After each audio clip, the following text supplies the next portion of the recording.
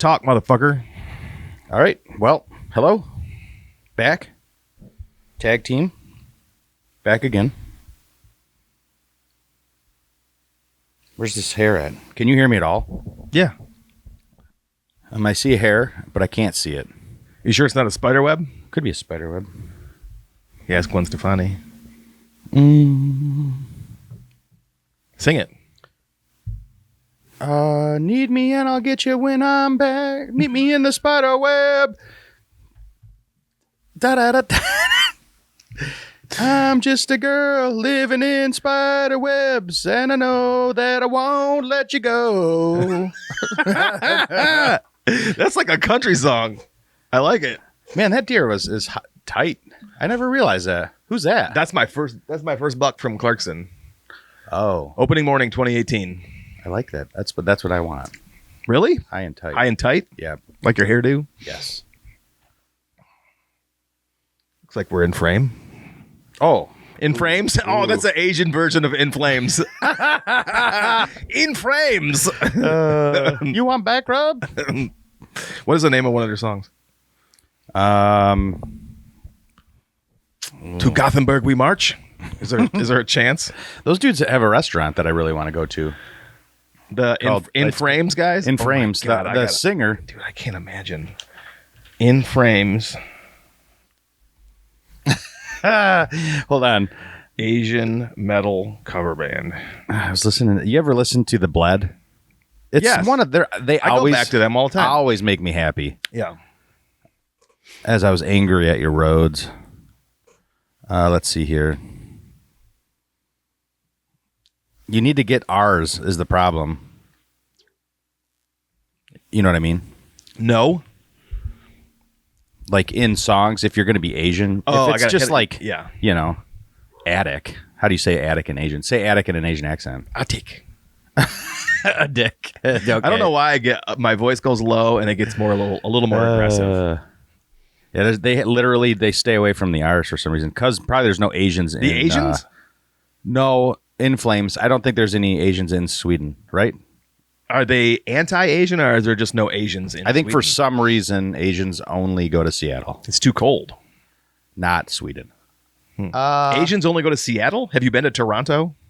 No, is there a lot of Asians over there? Holy fuck. Really? I was actually, so I remember being young and in Toronto for hockey and thinking about how many Asians there were, specifically Japanese. I'm pretty sure it was Japanese. How do you know the difference? I think it was just discussed. But can And you? then- So here's. Could I visually tell you the difference? Yeah. Can you look at an Asian? I believe if you took a Chinaman and a Japanman and you stood them next to each other on the road, I could stand there and I could tell you which one is Chinese and which one is Japanese. I can't use my words right now and tell you what it is, but I think I could. To visually. me, Chinamen, Chinese have a bit wider, flatter faces. Rounder, wider, flatter faces. Is that okay? So do you want to know? It's Porter, okay, This is yeah. what Porter said yesterday, and I don't know. To me, it's not. I don't think it's racist. I love Asians. I love people of all color. I know. He said to me, we had 3 restaurants that we were talking about eating at yesterday. Before the hockey game. Before the hockey game, we went to the Red Wings game, and it was for Porter's Christmas present. And part of the deal was he picks the restaurant, and he immediately said Hot Cat in Smart. because. And I said, well, what's got you? You know, we're going to Detroit. There's a lot of good food down there. And he's like, I don't know. I just had the best meal of my entire life there. And I'm like, okay, interesting. So I was like steering him to look at other things. So we watched videos and we wrote down this restaurant called Sunda. I don't know. It's Sunda. Okay. And it's an Asian place. And yesterday he said, you know, after school, about to head down there, he goes, I'm not in the mood for Asian because my eyes aren't that way. And I'm like, where? I don't think he would have ever learned that from me. And Kelly looks immediate. It's always my fault. Everything. Well, because of everything else that we do. But like, wrong. You know, is that supposed to look like a penis? Yeah, it's dongs. It's nature dongs. See how quickly? See how my mind gets totally distracted when I saw something that was dick shaped? It's like nature's dongs, and then it says a willy long year. See, it's Asian. Yeah, It's been a really long year. Oh no, that's kind of special. Anyways, sorry, Porter. We're not teaching him to be racist. He just knows what he knows the characteristics of society. So I don't think that's racist. I think that's the No. problem. I think people today take that statement. Everything's and go, racist. That's racist. Everything. It's not racist. No, but it's not. It's the sensitive It's groups. a stereotype that you have observed and you are cracking a joke about. Racist would be like Japanese people can't drive. I don't even think that, but like- they can't walk in mall. Like the fact that they can't do mall Yeah. walking. It's like it's when you take somebody's ethnicity and then you say something negative about it, then you're being racist. If you just take a physical characteristic and you observe it and you make a comment about it and it's silly, that's not racist. But what's You're the not saying it's definition of bad. negativity? It's that to me is like artwork. It's subjective. Yeah, Because like if I don't know. if you look at the postals and you say, okay, I'm not going to put you in this. 'Cause I don't want to hurt your feelings. You Here's can't hurt the problem. my feelings. Genetically speaking, I can tell they're postals. You can tell we're postals because you look at us. We've sort of lost our jawlines. We've, You we have asshole. specific facial hair. We both wear the similar glasses. Yeah. Our hairstyles are the same.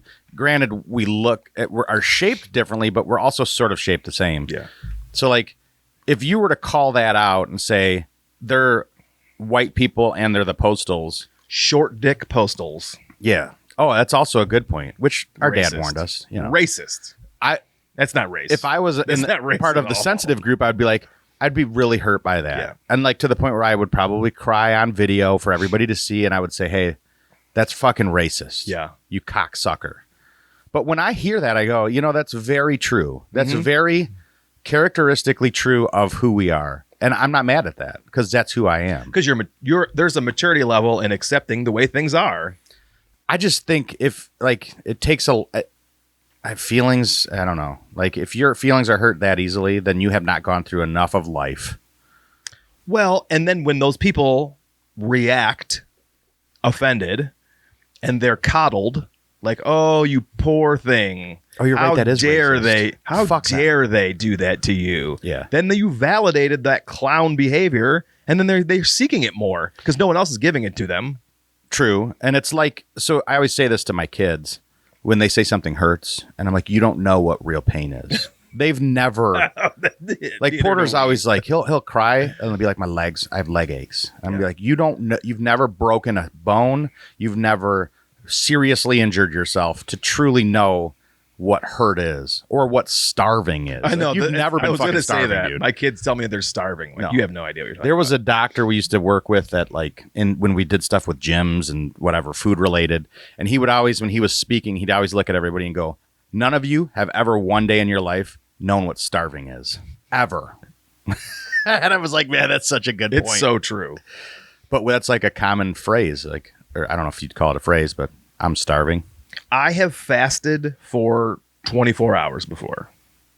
And at the end of 24 hours, I've been angry. I've felt lightheaded. I've felt delirious. I've felt anxious.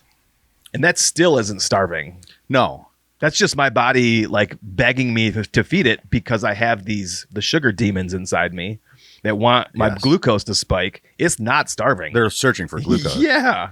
I just literally just stopped fasting for 42 hours. That's impressive. Not yesterday, but the day before. And I was laying in bed and I had a terrible, I mean, you would have thought I was dying. I even made the comment to Kelly, like, this might be the end. And she goes, there's fucking kids that do this for like weeks on end. Yeah. Because they don't have food or water. And in between food, they're drinking dirty water. Yeah. And you, fat daddy, are in your nice little house in downtown Fenton. You haven't eaten for 2 fucking days and you're like crying in bed. I'm like, well, yeah. So let's go out to eat. And then I went crazy. I did not know we were going to start like that. Like what? About the Asians? Sort of politics. Do you sort of consider racist Asians thing. are the funny thing is the way you're sitting? Sorry to go on a tangent. I just noticed this. I have that thing. There are antlers. There's a deer skull directly behind you. I'm gonna take a picture, and the antlers are perfectly coming out of your I head. won't move. I'll wait for you to take the picture. Holy shit! So let me ask you. I gotta get my point of view. Do you consider Russians Asian? No, but I will correct the kids and say, well, that technically is Asian. Why do you say no though? Because when I think of Asians, I think of Orientals. It's because of the color and face, right? Yes. I mean, if we're being Physical honest. characteristics, yes. Oh shit! But I think there are a subsection of Russians that do look like that. The closer you get to like China, and Their faces Mongolia, do get. They have like Putin. Dude, they're listening to. He's probably already on me. His face is flat. chocolate, Like, no offense if you're listening. Jello, Your face is flat. Jello Putin. Oh my god. Easy, Cosby. Yeah. Anyways, yes, he's got a genetically Asian face. Yeah. His eyes just aren't closing. I mean, I don't. Mm-hmm. Narrowed, yes. Squished, chiseled. What are the kids saying about haircuts and stuff? Chopped, crisp, cold, Porter drip. Will say that your hair is chopped, cooked. No, dude, that's cooked chopped. is bad. Chopped is bad. Chopped. Interesting. Anyways, sorry. Do we need to get going? I don't know. We can. I felt like we have a 5-hour podcast. We have a couple-hour podcast, and I'm fine with it. I don't have anything going on today. I figured you could even cut it up into several. No. You know, I've been listening to a lot of like the working class podcasts until those dudes will talk for hours. Yeah, and there's not always. Sometimes there is a very specific goal in mind. Like if they're telling a big buck story, like they just had their marketing guy on, Rubline Marketing. Great podcast. Listening to that guy talk about marketing fascinates me.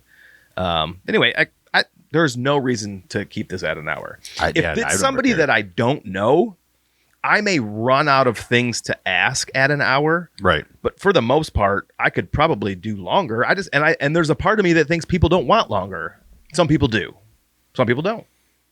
I don't know. I think nowadays I've had not issues with podcasts, but like hunting podcasts have sort of gone a little bit stale for me. Like I'm struggling to really be into like find ones that specific episodes that interest me because they are so much, the same thing. So you start kind of seeking out like very specific niche episodes or whatever.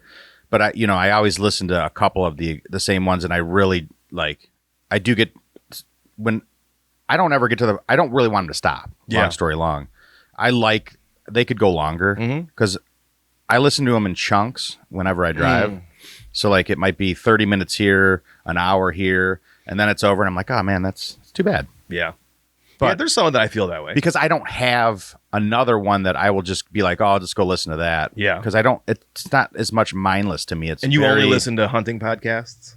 You don't listen to comedy podcasts or anything? I don't. I'm struggling with interest in anything in the world. I've always told you that I think you would really like Tom Segura and Christina Pajitsky, their podcast called Your Mom's House, because it's as dumb as we are. Yeah, and I've lost total interest in that. I don't know why. I did for a long time, but I'm back now. I like short bursts of like I like watching little clips of Theo, but like I don't have a lot of like long times to sit and like listen and get into the whole thing. Yeah, that makes sense. Yeah. Yeah, if you can't like sit down and consume it into one big chunk, it doesn't always make sense. Yeah. Well, that makes sense. I don't know. I mean, I think for me with podcasts, I need to like the person. If I have no connection to the person at all, I have a hard time getting into like, so like, I don't blame you if you don't know me and you listen to this podcast because you like Brett, but you're not interested. You know what I mean? Well, there's a lot of people that are only seeking to listen to people that shoot big bucks. And that's not my, so did you listen to Andy May on the Method podcast with DJ? Yep. What the fuck were we talking about? Oh, shooting big buck story. Yeah, there are people that only want to listen to people that kill big bucks. I have no idea what I was just going to say. Well, he made it very clear. He's like, I listen to podcasts strategically. Oh, I got it. It's what you were going to say. Yeah, go ahead. Like, you're looking to learn something specific. Yeah. So, like, you should start digging into specific things that you need to learn from. So, like, if it's something you don't know that fits your hunting, goals, whatever. Your needs. Then you should seek that out. Yeah. Big buck stories are just I get that they're fun to listen to, but they're all kind of the same. Mm-hmm.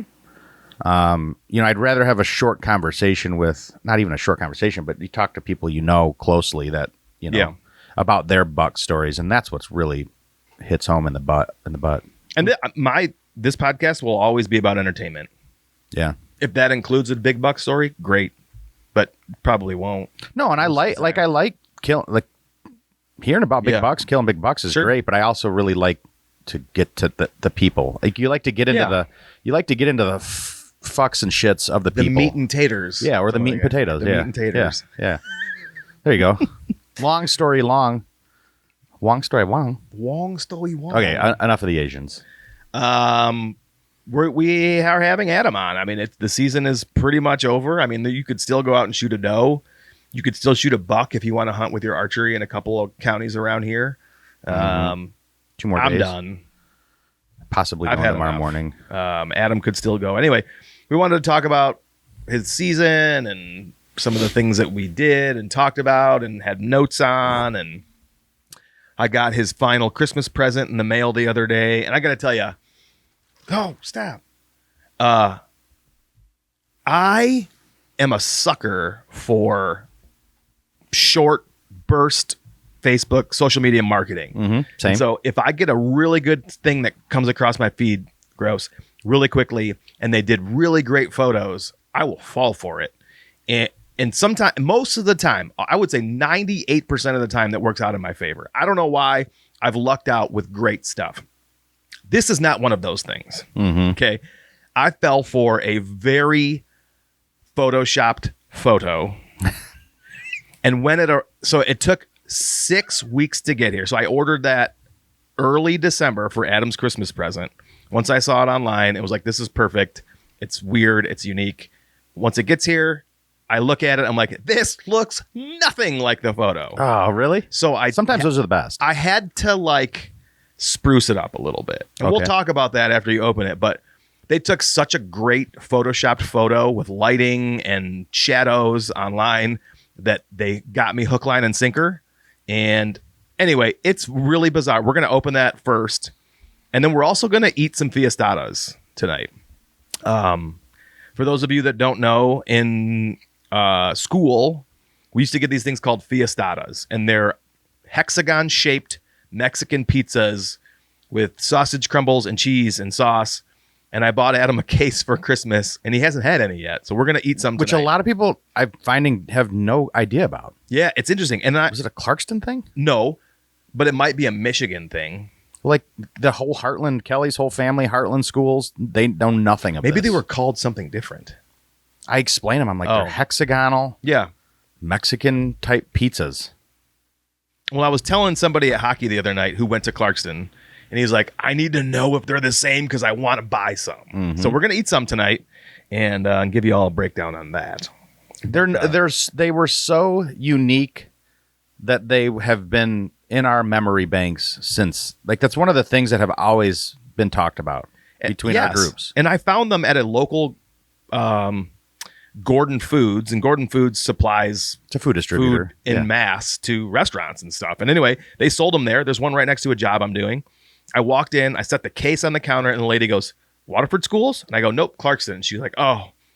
She said, my daughter and her friends, when they come home from college, will buy a case and have a fiestada party. Oh, my God. That's a great idea. At the holidays, reminiscing about the good old days, because they all miss the fiestadas. So I'm excited to try them. They're up in the oven right now. So they must be good if the daughter's doing it. I mean, people eat gross stuff all the time. It's also Waterford. Sorry to any Waterford listeners. No, I love you. But I'm also, what the fuck is going on with the lights? It's the elder bugs. No, it's not. Did you see that one just landed on me? I don't know where it went. It's going to crawl on me soon. That's Don Travius, and he lives down here. This is his basement, too. I saw him crawling over there. So, Merry Christmas, Adam. You want me to open it? Yeah, there's your final Christmas present. So. You told me I couldn't shake it, so I'm trying to see. Looks like there's shit stained on the tape, like you had it on your finger. Oh, I did, yeah. So again, I ordered this in early December, and of course, it didn't show up in time. Holy cannoli! Can I talk about it at all? I would rather you did, because I feel like people can see it, but I know you can't. It is a Bigfoot toe. And it says, this is what I saw first. From the depths of the Pacific Northwest forests, the legend lives on. Oh my gosh. There's hair on the knuckle. The problem is it just did not look like the photo. So I had to like color it and smudge the nail so that it'll look better. I can't believe this is a thing. I had to color the little like crinkles on the fucking and the knuckles on the skin and I could like smudge them off. This is beautiful. But I think the best part is that the knuckles hairy. Yeah. It's also disgusting. It's so disgusting. And beautiful, and it's slightly like a turd. So my favorite part is it came from China. Of course. Well, it makes sense. Can you imagine a little Chinaman making that? Like some little kid, this is his day. He's like, I gotta go make the I've got an order of 5,000 Bigfoot toes I got to send out by Christmas to these American fucks. Oh. And the best part is they created it so it can sit on your table. Yes. They flattened it out and it could just sit as a decoration. It's never leaving my presence. So what? But here's $1 million question: Why was that advertised to me? Have you seen those advertisements before? Have you been watching those Bigfoot videos? No. I have no idea why things get with that. It would be in your algorithm, but for some reason, it is an I.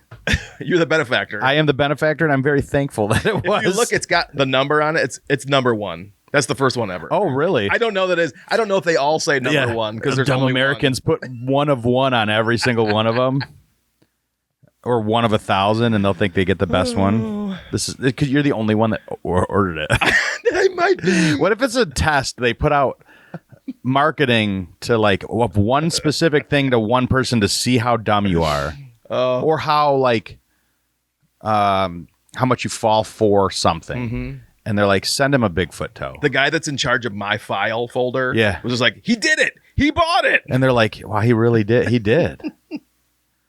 This is wonderful. Thank you so much. This might be the best gift I got.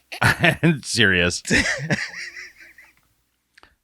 I'm trying to think of where I can put my issues. I got to keep that away from Finley. She takes all my shit and ruins it. Oh, well, that's so I'm going to put that. You think they'll be grossed out by it? No. They won't think potentially that it's it. real? Finley, no, I think they'll love it. Will you keep it like that, or will you keep it in the display box? No, I'm gonna put it out. Oh, perfect. So I have this little shelving thing right as you're walking in the kitchen, and it's like it's on the wall. It's got it's a diamond shape, and it's got 3 shelves of essential oils. There used to be essential oils on it, but we would knock them all off on accident because we run into it on occasion. I'm going to put it on there, I believe. So funny enough, I just heard somebody talk about knocking over his wife's diamond-shaped essential oil thing in the middle of the night. Are you serious? Yes. After he stepped in dog throw up or a Lego or something. And I instantly thought about your house. And I was like, we've knocked Adams over multiple times. Yeah, it's shoulder height, and it's right as you're walking through like a narrow walkway. And if you just nick it, it'd be the only thing that would fall would be 30 of Kelly's essential oils. Yeah. And it's the worst thing ever. So we don't do that anymore with the essential oils. When we're done, I will show you the photo that I screen grabbed. That's the best. Because I was like, this doesn't look like this fucking advertisement. It's pretty at all. amazing. It is pretty good. So I've fallen for that before, and it was like old hockey shirts, vintage shirts. Oh yeah. And Porter really wanted some, and I was like, these are really cool. So I bought 9 of them for $30. Too good to be true, right? Yeah. Never showed up. Could never get a hold of anybody. On. Could never get your money back. And if it was any more than that, I would have really gotten hastily fucked. But it was $30, and I'm like, I can't. I really don't feel like fighting this. Yeah, and they know that. I am the dumbass that fell for this bullshit. I should have known that 9 shirts for $30 ain't real. I should have known that it was going to take me 6 weeks to get it when I ordered it and never got a confirmation email. Oh yeah. I was like, ooh. Yep. So I looked for I typed in cock soap for everybody, and it was just they were all so long to get. Have you ever seen the cock soaps? No, but my brain is running rampant right now. Different colored dicks and scents, but you stick to the black or white. Do you hear my feet rubbing together? Yeah, but I'm trying to figure out if those are your slippers on there or mine. Those are yours. I'm on my slippers. My feet are on my slippers. I brought slippers over. Gotcha. That's from 41. My basement's cold. I understand. But the cock soap, it's like a dick that you stick to the table and you stroke it with get your hands wet and you stroke it and it soaps up your hand. How long did it take to get them? Well, I looked on like the 20th and they weren't going to be here for Christmas. And I'm like, it's not. I've already I've already blew my wad. But I've bought one for Steve-O before and I you know how he is. I think he was like, I'm never fucking... He gave it to someone else. I don't know, but... Dick soap's a good one. If you ever want a gift to give somebody, get them a Dick soap. Oatmeal chocolate. Yeah, I love it. So anyways, thank you. You're welcome. You're welcome. I'm glad that you like it. I'm glad that it doesn't disappoint you like it disappointed It's heavenly. That's what gifts should be like for me at this age. So the funniest thing for me is I will sit... and I will wait, and I will wait, and I will wait, and I will wait until it makes other people uncomfortable that I haven't decided on what to get people for holidays, because it has to be right. Like, I can't just get you a fucking T-shirt that says Randy's Rim Jobs or whatever. Like, the guy that does tire work. But, and the same thing with Aunt Lori. Like, I couldn't. It was 2 days before Christmas, and I'm like, I just don't feel right just getting her a gift card to go out to eat. And then it struck me, 1980s style photo shoot, her and her fiance. Like, perfect. Oh, did you get them that? Yeah. I don't think I knew that. Oh, yeah. That's I got him a gift brilliant. certificate for a JCPenney's 80s style photo shoot. Holy shit, that's awesome. Yes. And then, like, when this came in front of me, it was like, oh my God, this is it. It has to be this. So you wait for signs. But and then sometimes that costs me. Like, I didn't think this one was going to cost me. It was early December. Thought I had plenty of time. I don't mind late gifts. It's like the Christmas just kept coming. Yeah. Like if it was kids, and I'd be more worried about it. But anyway. Yeah. Ow, damn. Anyway, so we're going to start today's podcast, like the hunting side of it, with a quote that you said to me, potentially on our way home from Kansas.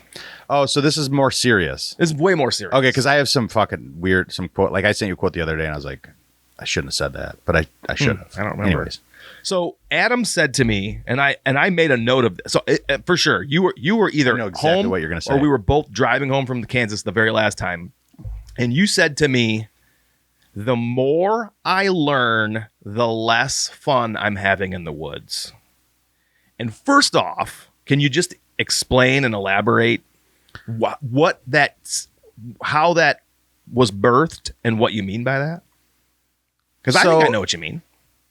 Well, there's a lot that goes into it, and I think you could spend a lot of time dissecting that and like what's wrong with me to make it that way. But ultimately, what it comes down to is I haven't been hunting for that long.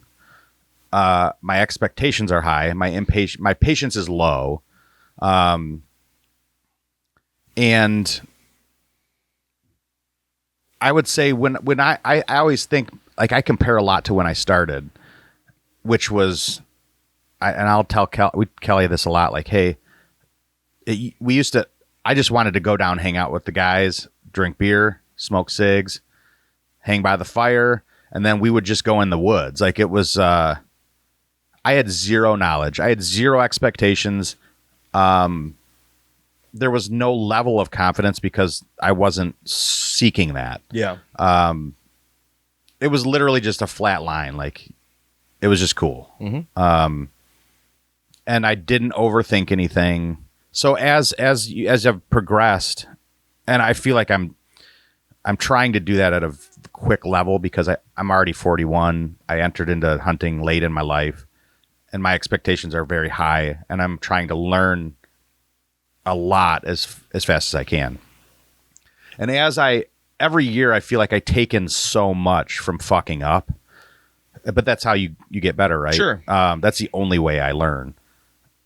That you start to put all that into play, and as you go into the woods and as you start doing these things,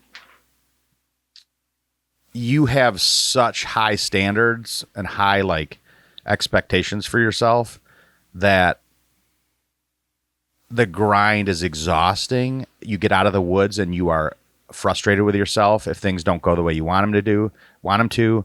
If you don't find what you're supposed to find, if you don't put the work in properly, if you don't scout enough, if you don't have a buck you're seeing or chasing.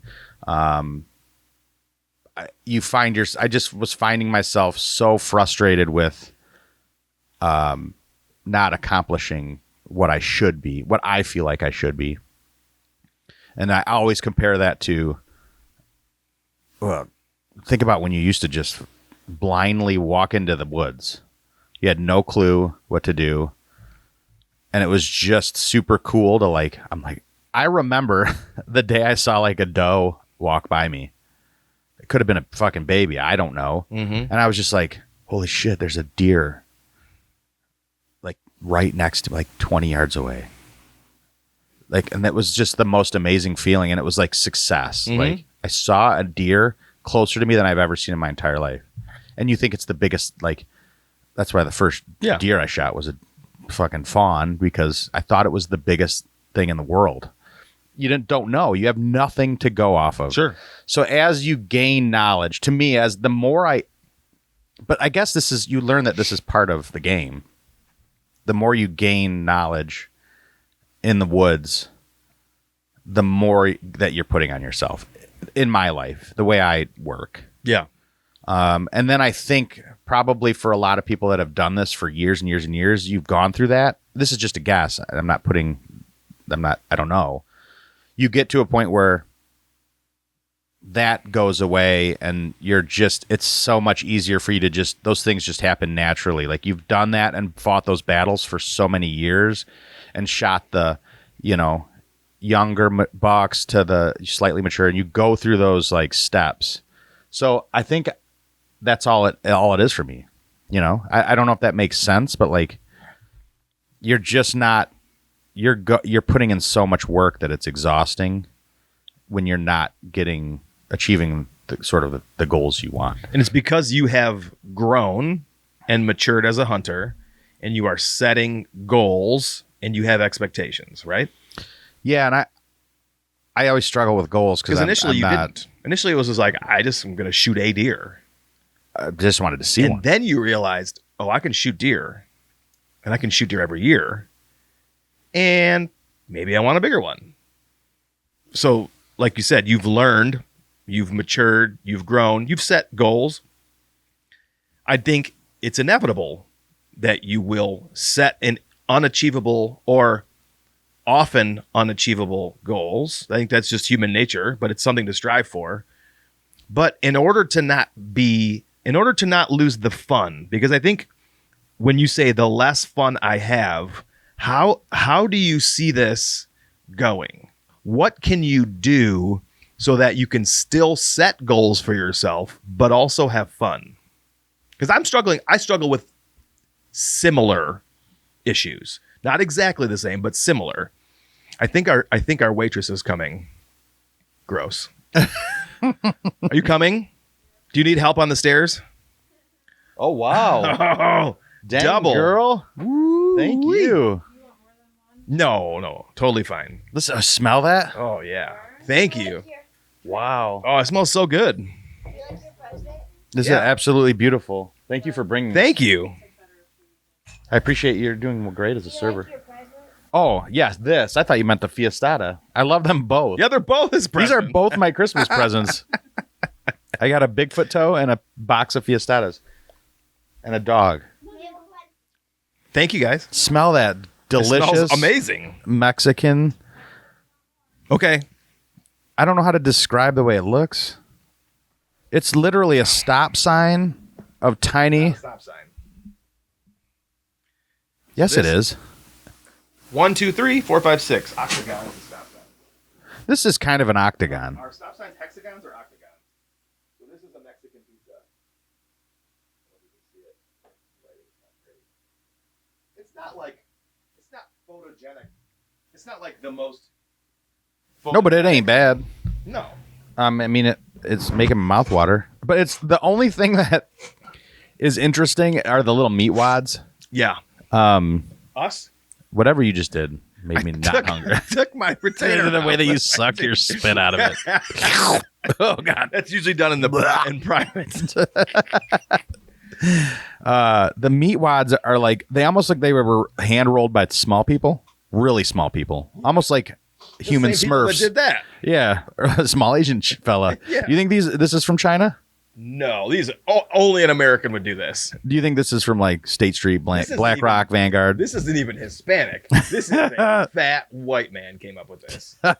This is so crazy. A fat white patriot. It's crazy that this is an Oakland County. Yeah. Northwestern Oakland County thing. This is a Metro Detroit educational masterpiece in culinary nutrition. It's cooked through. So this is nice why crust. we are shaped the way we are shaped. Yeah, this is why, I don't expect to live past 70, Yeah. 60 even. Are we going to take a bite or what? Yeah, we're going to take a bite. Hey, do you want to cheers? Oh, yeah. We've got to cheers our fiestadas. Oh, my God. Cheers. Cheers.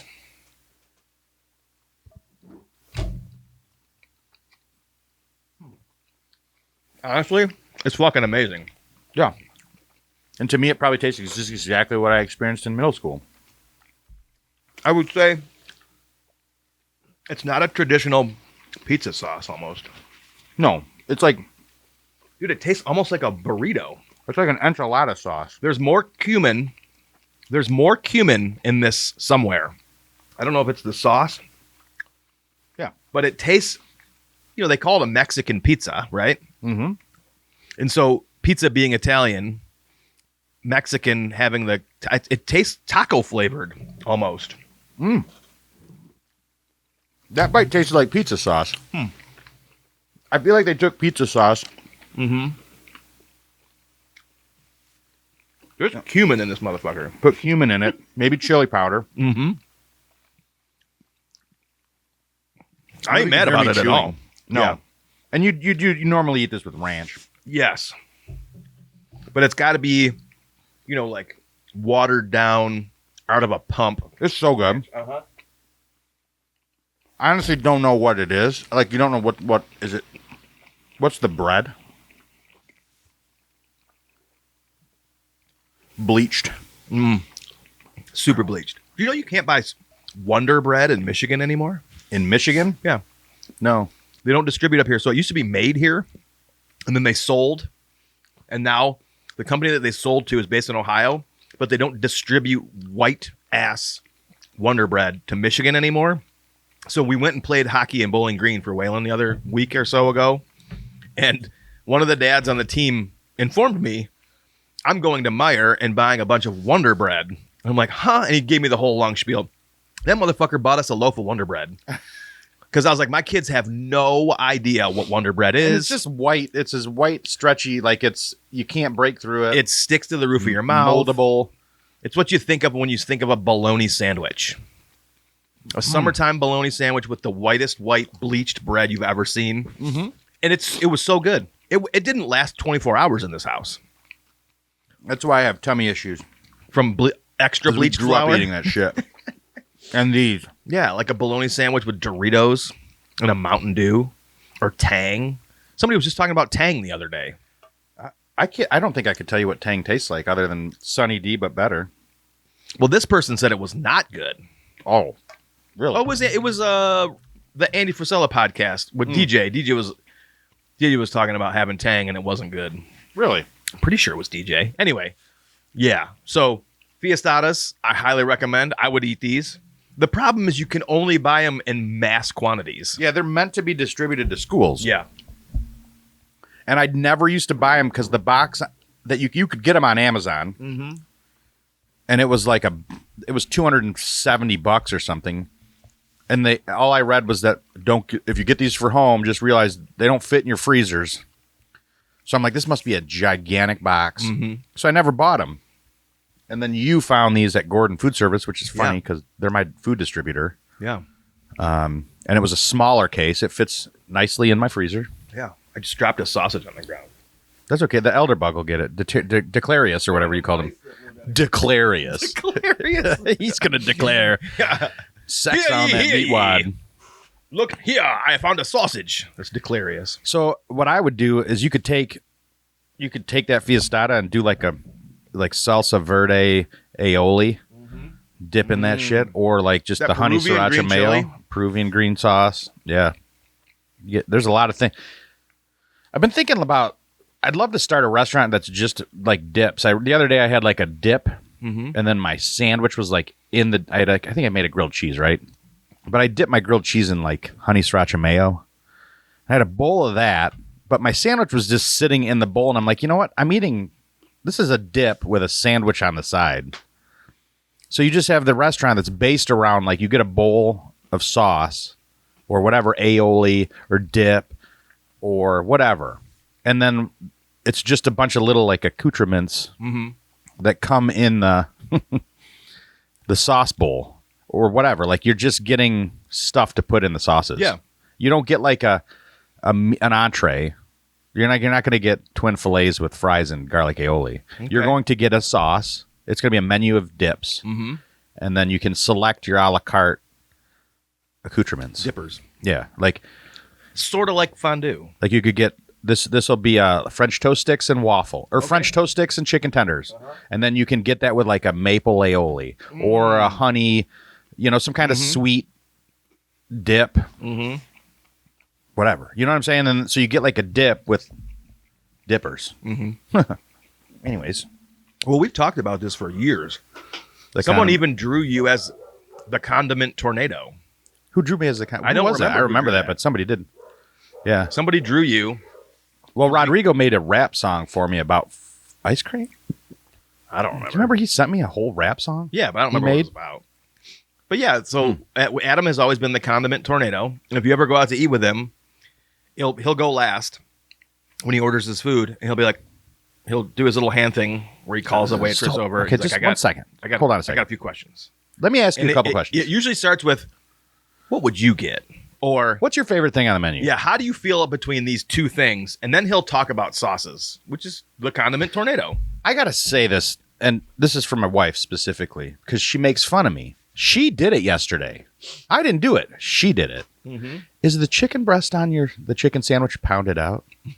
I'm like, and I just shook my head. To me, it's normal. But now that I'm thinking about it, the shit I get for being like, yeah, what sauce would you get with this? Or what's your favorite dip with the fries? Right. Or because what the employees typically know all the secrets. Like, at least when I worked at the union, you would kind of create your own little meals. Like, oh, I like the, sure, whatever. So that's why I like to ask. They usually have the ins and outs. And if they don't, like, I got to get this off my chest also. I had some the union assembly's kind of gone to shit. All of the restaurants. I'm kind of disappointed. But anyways, this black fella, little chocolate muffin, young, I'd say like college-age kid. We're on the second level of the restaurant. And I can see out of the corner of my eye, there's only two of us tables up there, that he's walking towards my table. And he's got like a winter coat on and a folder in his hands. I'm like, this motherfucker's going to come up here and ask me for something. Because Detroit Artie to me last night looked like fucking shit. There was just money pushing motherfuckers everywhere. And they're not just asking, they are in your fucking face. When you say money pushing, you mean beggars. Beggars, yeah. Like pin pushing. Like this guy had handfuls of pins for veterans, and I every time this happens to me, it's me. I don't know if it's the way I look. It's your face. And they just hand you the pin and they're like, you can have one. But then if you take it or they put it in your hand, but wait, please, anything for veterans. It's for veterans. If you can give us some change, whatever. So I put it back in his bag and I grab Porter. I'm like, don't stop. Like, and if I keep walking, just keep fucking walking. Because Porter wants to give everybody money. Mm-hmm. He doesn't know. He feels bad. A little socialist. But anyways, this kid comes up to the table and he's like, I play for the Wayne State baseball team, and I'm trying to go hard and collect money for my, playing and all this. Not a real good description on what he's collecting the money for other than himself to play baseball. And he gives me this folder, right? It's one of those hard white folders. You can slide something into the plastic on the front. Mm-hmm. And it's a picture of him swinging a bat. I can hardly see the picture. It's a giant picture, but like they're swinging a bat. I can't really see the face. It's kind of dark in the restaurant. He goes, that's me. That's my name. You can look me up. So I'm looking at it and I'm like, well, so I started asking him some questions and, how's your record? And, how old are you? And he smells like cigarette smoke. Hot. So that's my first red flag. Like, you're collecting money you're an athlete, but you've been smoking. Mm-hmm. Okay. Old school. And then I opened the folder and there is 0 in it. Really? Completely empty folder with just a picture slid in the front. So I looked at him. I said, if you're around when I'm done eating, I'll see if I got any money left. And he's like, man, I don't know if I'm not really supposed to be doing this. They don't like that I'm doing this. And I'm like, well, what the fuck are you doing this? Like, if Kurt knew that was going on in his restaurant, also, FYI, because everybody knows we're poopers, we shit a lot. I started to get poopy cramps right in the smack dab 696 backup. There was a short backup. And then, so I got stressed. My window was fogging up. I'm hot-faced. Kelly's looking up where to park, and I wanted to park the day before, and she said, no, it's too much, and now she can't find parking. It's not working, and I'm going, I'm going to shit my fucking pants. Because I just did a fast, I'm all of a sudden, like, cleansing. So anyways, we get down there, struggle to find parking. I park, and we have to walk a couple blocks to the Union Assembly. We walk in there. They both have to pee, so I put my name in, walk up to the table. They're in the bathroom. So then I go down to the bathroom, 0 toilet paper. Oh, my God. So I go to the back stall. There is the roll sitting up on the bar, and it's got just what's left around the outside. So I go to the other stall to grab the toilet paper. There's not even a thing on the wall for toilet paper. 0 toilet paper. So I'm looking around, and I'm like, okay, I have to shit so bad that I'm either going to have to just go, and I'll text Kelly, like, have Porter get some toilet paper from the manager, have Porter bring it into me. But I looked at the roll that was on the thing, and I go, I can fucking make this work. Oh, no. So no, I no.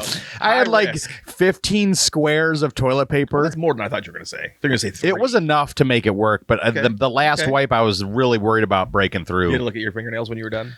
Well, let's just put it this way. I was for sure deeply washing my hands. Oh, baby.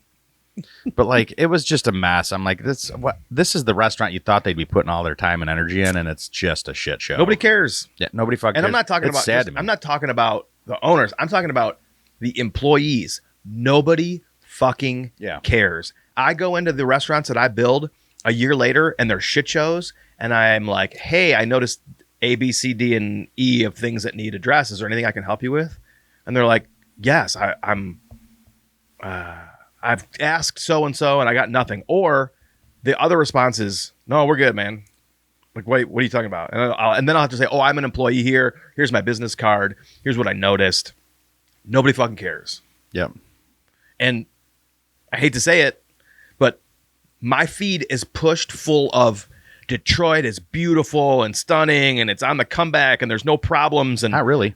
it's the same fucking shithole it's always been. There's just more money there now. Yeah. You can, what's that, lipstick on a pig? Yeah, you can put You lipstick on a can't pig. polish a turd. Like, how many sayings? But the do I lipstick need to say? came off. Like, at this point now, you just have a Smeared. gagged up crying slut. You know what I'm saying? Gagged up. Was that gagged up? Like, some Crying people slut. love that, but you hit it and quit it. You know what I mean? You're not sticking around. Speaking of, does that There's Declarius. Yeah. Does that excite you when you watch adult No. erotica and the chick has been gagging for so long that her eyes are No, and they pull the Watery. dick out of the back of their throat. And there's and she's her puking, mascara essentially. is running and she's clearly sweaty. Potentially she's had a toilet lid slammed on her head or like just some sort of demoralizing thing. No. Like her face is It's not my thing. the guy's hitting it from the back and her face is down in the bed and he's got his one foot on her Yeah, head smushing yeah. it down I've and seen she that can shit. barely breathe. Yeah. Like that doesn't do it for you? No. Okay. I Just like checking. I will you can talk dirty, like you can talk slutty like that, but I'd rather you make love to it. Okay. You know what I mean? Like Yeah. smooch it, lick it softly, stroke it gently. Okay. Don't fucking pukes your mucusy spit on it and let it drip down your tummy. Okay. That's a little bit overweight. Yeah. You know what I mean? Well, I mean, I'm not going to judge anybody for being a little over. I didn't say that's a problem. Oh, okay. I said I don't want you to spit on. I Okay, don't want I your gotcha. throw up spit Throw down up there spit. because I know there's a piece of your Rice Krispie treat that's down there that's from yesterday or whatever, old meat from your teeth. I just don't want to know. I got a problem with that, actually. I've noticed. Yeah, there's certain things like where, like, you might have a hardy, and you see it, and you're like, ah, fuck. You know, shouldn't be watching porn anyways. For the devil. It is for the devil. So we were talking. We're gonna go back to. We're gonna write this ship. What is this podcast? We are gonna write this ship. I mean, they opened a Bigfoot toe Christmas present. They're eating fiestadas live on the air. They are talking about pornography for the devil. Here's the thing: everybody does people, Asians. Yeah, everybody does it. We're just talking about it. Right. That's right. So Adam said specifically, we're gonna write the ship. Adam said specifically, the more I know, the less fun I have, and we've decided that as he has grown and matured as a outdoors person, as a hunter, as a woodsman, he has learned to set goals for himself instead of just going out doing the same old thing and expecting different results. And so I think with that comes expectations, and with expectations come letdown and disappointment. And my question to you before we were kindly interrupted by Fiestada time is, how do you get past setting expectations, failing, and yet still having fun? Like, what do you plan to do? So what I'm thinking right now, and this is something I've thought about for years, you have to learn to enjoy failing so deeply, and it's one of the hardest things in the world to do. In my opinion. Okay. And I have failed in so many things throughout all of my life, every year, everything I do. Not everything I do. Typically, you fail. Mm-hmm. And I think that's the part of life that's the part of it that you have to like learn that is what you're doing. Yeah. Like Kelly will say, you do this to yourself. And I'm like, yeah, but this is what brings me back. Mm. This is, I think, the challenge, the failure, like that's how you get better. And when I asked you, like the other day I was sitting in the shower and I don't know what was going on, but I was like, I think I had a little bit of a cold, like a man cold. And I was like, just feeling all of the emotions. Like I was just, you could sit on the shower floor and just curl into a ball and cry to the heavens. And I was like, all I kept thinking was like, I am so fucking exhausted with life. Everything that you can never, no matter what I do, get ahead in anything, because you can open a restaurant and it brings in a good amount of money, but you spend so much fucking money and the energy, and then you just keep doing it year after year after year, and I can never go buy a new car. I can never buy a new house. I can never buy property, like, because we're in a world where it's so difficult to get ahead. And I feel that, and I have felt that repeatedly for the last 10 years. Because then you start to tell yourself, like, you're not good enough. You don't do enough. You're lazy. You don't put in the work. And it's like, dude, when I list out the things I've done in my life, like, it's ridiculous. You know, having a peanut butter company that fucking I drove to Holt, found a kitchen to rent, drove to Holt. There's probably not many people that know that. And made peanut butter for a couple of years, was putting it in grocery stores before that was a thing, before just sea salt and peanuts were a thing. What was it called? Nothing but nuts. Nothing but nuts. Nothing but nuts, baby. But Adam dipped his nuts in every jar. Yep. That was the special sauce. But anyways, at the end of the year, you do your taxes and you're like, wow. Or you do your profit and loss and you're like, this year we made $1,200, which is gone because that money was put into whatever. Mm-hmm. So you're like, well, I think it's probably, that was fun. We learned a lot, but it's probably time to do something else, you know? Then you start another company, flip a couple houses. Okay. Sometimes I forget about that. Big fucking project. You spend a lot of fucking money. You find private investors. And then at the end of the day, you've fed everybody. You've given money to all of your people. Everybody's made money, and you walk away with like a handful of cash. Ones, not tens. You know what I mean? Like, and I think that's entrepreneurship, but I think there are points where you're sitting in the shower, where I'm sitting in the shower, listening to gentle, grinding music, wanting to just be done with everything, and you're like, I'm ready to just sell off my shit, go work in a fucking office for somebody who tells me what to do. All I get is a W-2 at the end of the year to turn in. I don't got to do anything else. Give me health insurance so I don't have to search for lower health insurance anymore. You know what I mean? Like, you want to stop getting fucked because your butthole hurts. Yeah. But that's when the next day when you sit there and talking to your wife helps a lot. And you're like, this is just what we do. Yeah. Like, and this is you might watch a video where the guy's like, this is where you get better. Like if you can survive these moments in entrepreneurship, you get to that point eventually. I just don't see it yet to where you become successful, but you have to get through those. So circling back to all of this, it's the same in the woods. I have to get so beaten up and leave there failing, but you're learning from it to where the next year, you learn all year. Yeah. Yeah. When I think about this year, I can look back and say, like, I felt like it was a very weird season, and I'm craving bigger deer. And I think that I didn't have a great season, but I easily shot 2 bucks, right? I never would have been able to say that, but because I didn't, I'm ready to reach like different, I have different expectations for like my buck kills in the future. That you're starting to shift from that mentality. So like, I had a good year ultimately. I put myself in deer. I failed at a lot of things, but that's just life. So like, I think the only way to overcome that is to learn that that's what it is. Like if you don't do that or have that, you're really just comfortable and cruising. You also said to me earlier this year, I hate when people are on social media and they're like, embrace the suck. Remember that? Isn't that what you just said?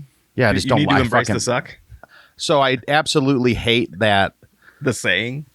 What I hate is that everybody is now an influencer, and everybody is a.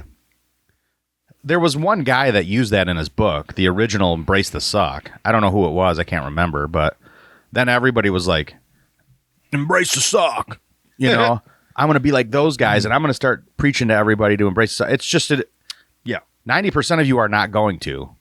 90% of you are going to fall through the cracks when it starts to suck. You're just not going to do it. And I've been on the edge of not doing it, not continuing with everything for so many times that it's ridiculous. But I know that like, I think that's just how I've learned that that's my life is going to be, is just tackling bullshit.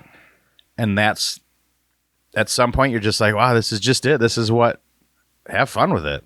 Kill a big buck and then sit there for days and be like, that's pretty fucking cool. I think you nailed it. I do think there comes a moment where you're just like, this is what it is. Like I can set higher goals and I can achieve greater things, but the difficulties will always be there. They just they just look different as you change. They just look different. They're just different difficulties. It's going to be your kids are young right now. When they get older, you're going to have different challenges with your kids. With your job, you may find that you turn that corner and you're shockingly wealthy with the hard work that you've put in. That's never going to be enough, though. But then you will have more problems, right? And they'll just look different. You're right. It's just accepting the difficulties, the suck for what it is, just making the best of it. Like I've been exhausted for 2 months. And for 2 months, I've thought to myself, I'm probably done. I just can't, I can't get up. I have had trips planned to Ohio multiple times in the last month, and the alarm goes off in the morning, and I'm like, I can't fucking do it. I can't do it. I don't want to get up and go do something just because it's close. If I'm going to do it, I'm going to go far and work hard, and that will feel better. But then when the alarm goes off, I'm like, I'll fall asleep at the wheel, and I can't have that. Right. And so then the trip gets cut short. And then the end of the season comes for me, and I go collect my cameras, and I throw a couple sits, and I see 0 deer. I did see 1 deer when I went back to my truck in the dark that night, standing by my truck, but nothing in the woods. But that was farther away. I just happened to be there for work, so it was farther away. It was where I wanted to go. I had no trail camera information, and it was way more fun. So I feel you, and you're just going through the growing pains. Yeah, I think you just got to be careful because, like, I find myself if you listen to too many like podcasts and too many influencers and too many people telling you that you will never be good enough if you don't do those things. Yeah. that's burnout, you're going to have burnout because I will lay there at 3:30 when my alarm's going off and feel so shitty because I need rest. I need to spend time on my family.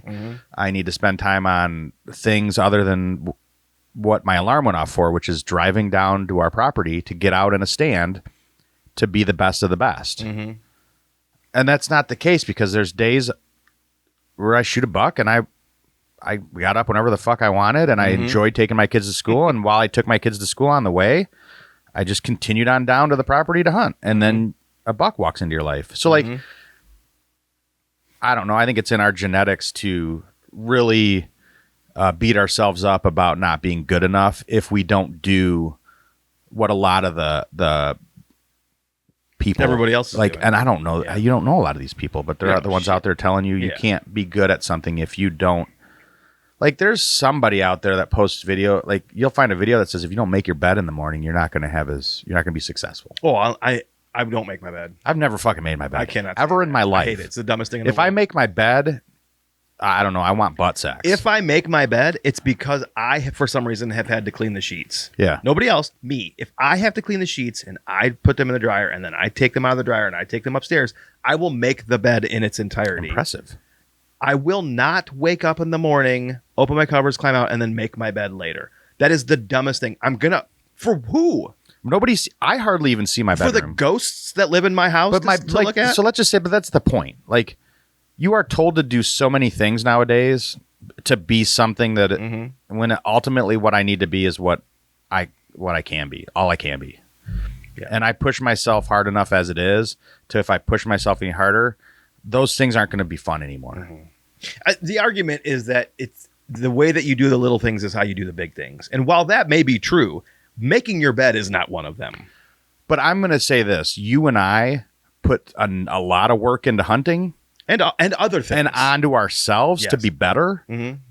We do not have to worry about the fact that one time we did not get up at 3:30 to go to Ohio. Yeah. But those are the things that go through my head is I will never be good. Yeah.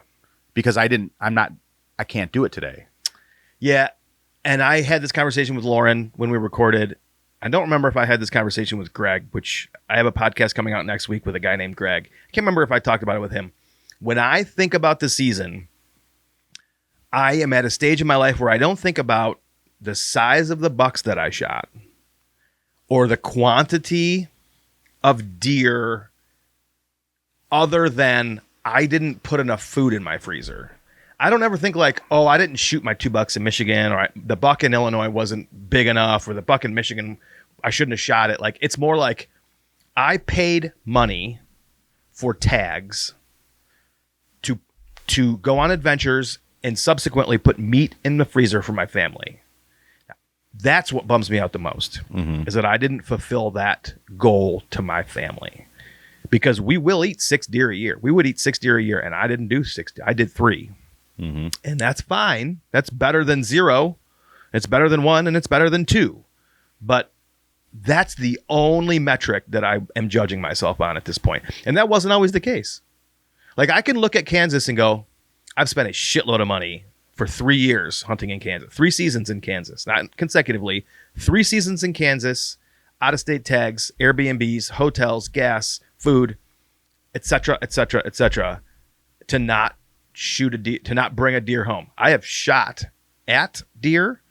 I have had a deer within range. I have drawn blood on a deer. I've never brought one home. I'm okay with that. Yeah. Because do you love Kansas? I love Kansas. I love the adventure. I'm a slut for adventure. I thought about that this year. I'm like, I got beaten up Yep. in Kansas. I got literally, like, there was one of the times you and I went, we weren't hunting together, but I left. I was done. Yep. I was just beaten up, burnt out. But like, and everybody's like, I wouldn't do that trip next year. And I'm like, I will. I would, because I love it. I love it there. 10 months, you will forget about it. I fall in love with those properties. Yes. I fall in love with getting lost out there and getting beat up. I don't know why, but I fell in love with Kansas. Because it's a personal challenge. You like the personal challenge. I put my heart in Kansas. That's right. I left my heart in Kansas. So, okay, what are you going to do different in 26?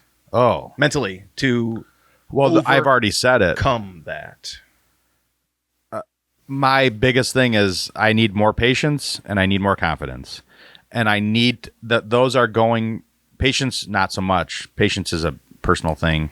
The confidence is going to come from this is the second year, and it was a little bit better this year, but this is the second year where I don't do any like, you know, you hear a lot of people, they're like, I've got this buck I've been watching for 3 years. I got 5 years of history with this. I don't have that. I don't do that.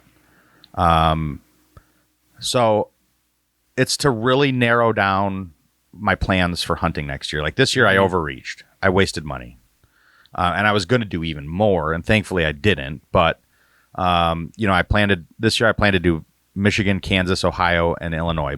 That 25. Yeah. I hardly did Ohio. I put way too much time into Kansas. Did a lot in Michigan. Never did Illinois. I decided not to do Illinois. Yeah. I just didn't have it in me.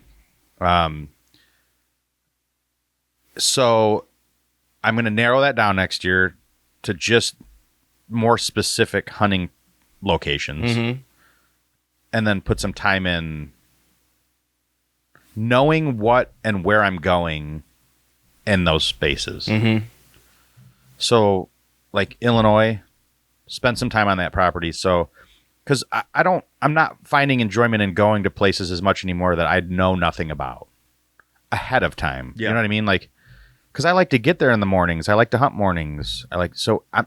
It's not for me. I don't love going to places in the dark that I've never been, cause I will not be able to find what I'm looking for until sunup. Sure. And then by that time, the deer, they're already underneath me. So, that's it. Just to have better plans, more specific plans.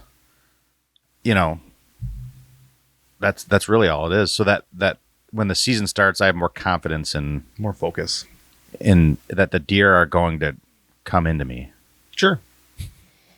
It's so fucking. I mean, we have a lot of ideas for our North Adams property. The tough part is that we've said this before.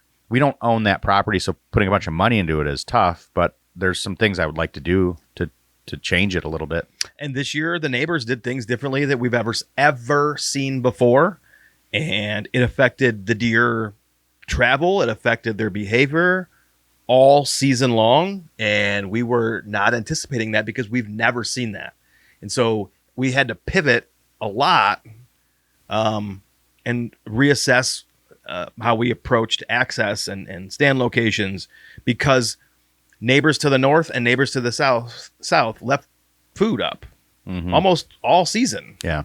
In some form, whether it was actual standing corn, whether it was a cut cornfield that wasn't plowed under yet, whether it was this obscure 1 acre standing green plot and that we've never seen left before. That Did you talk to the guy that's on the podcast next week about that at all?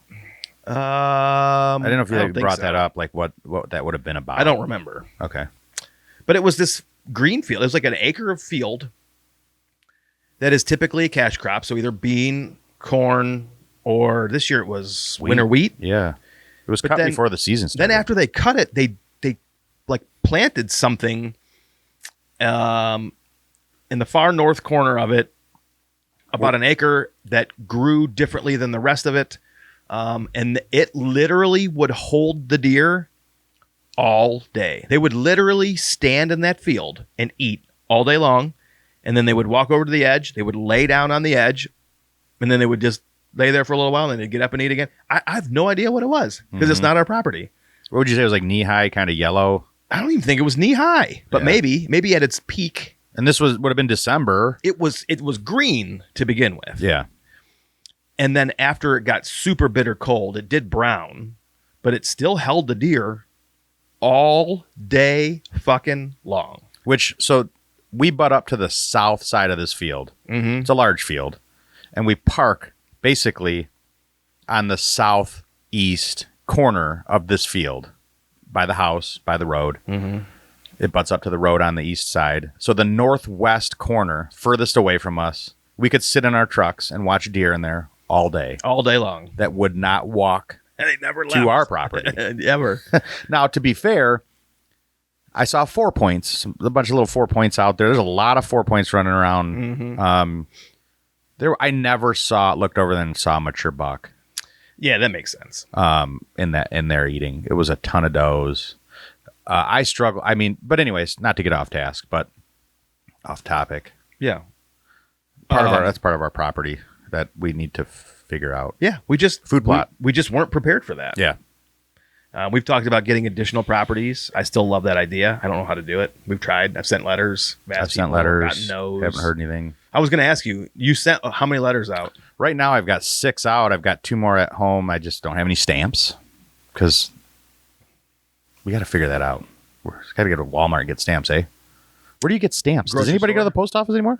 Oh, yeah. You can go to the post office or the grocery store. Yeah, I got to get stamps. But I've got them. I mean, it's But you've gotten no responses yet. no. Zero. I handwrite.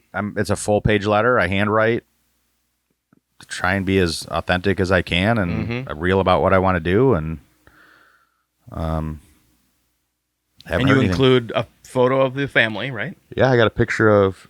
I feel like if you put a face to, it's a nice picture of my wife and kids and me. Mm-hmm. Because what I get, I would like to have the opportunity to take Porter on, so I do 100%. mention him. Yeah. But yeah, I haven't heard anything, which is fine. It's only 6. Like, Right. My plan is to at least do 20. Yeah. Yeah, you're right. I have. I've only sent out one. I sent it out during the season, but I do need to get to writing and looking at my letters. It takes It takes me a long time to handwrite these out. Like, I could just like copy and paste it, but I feel like I got to handwrite them.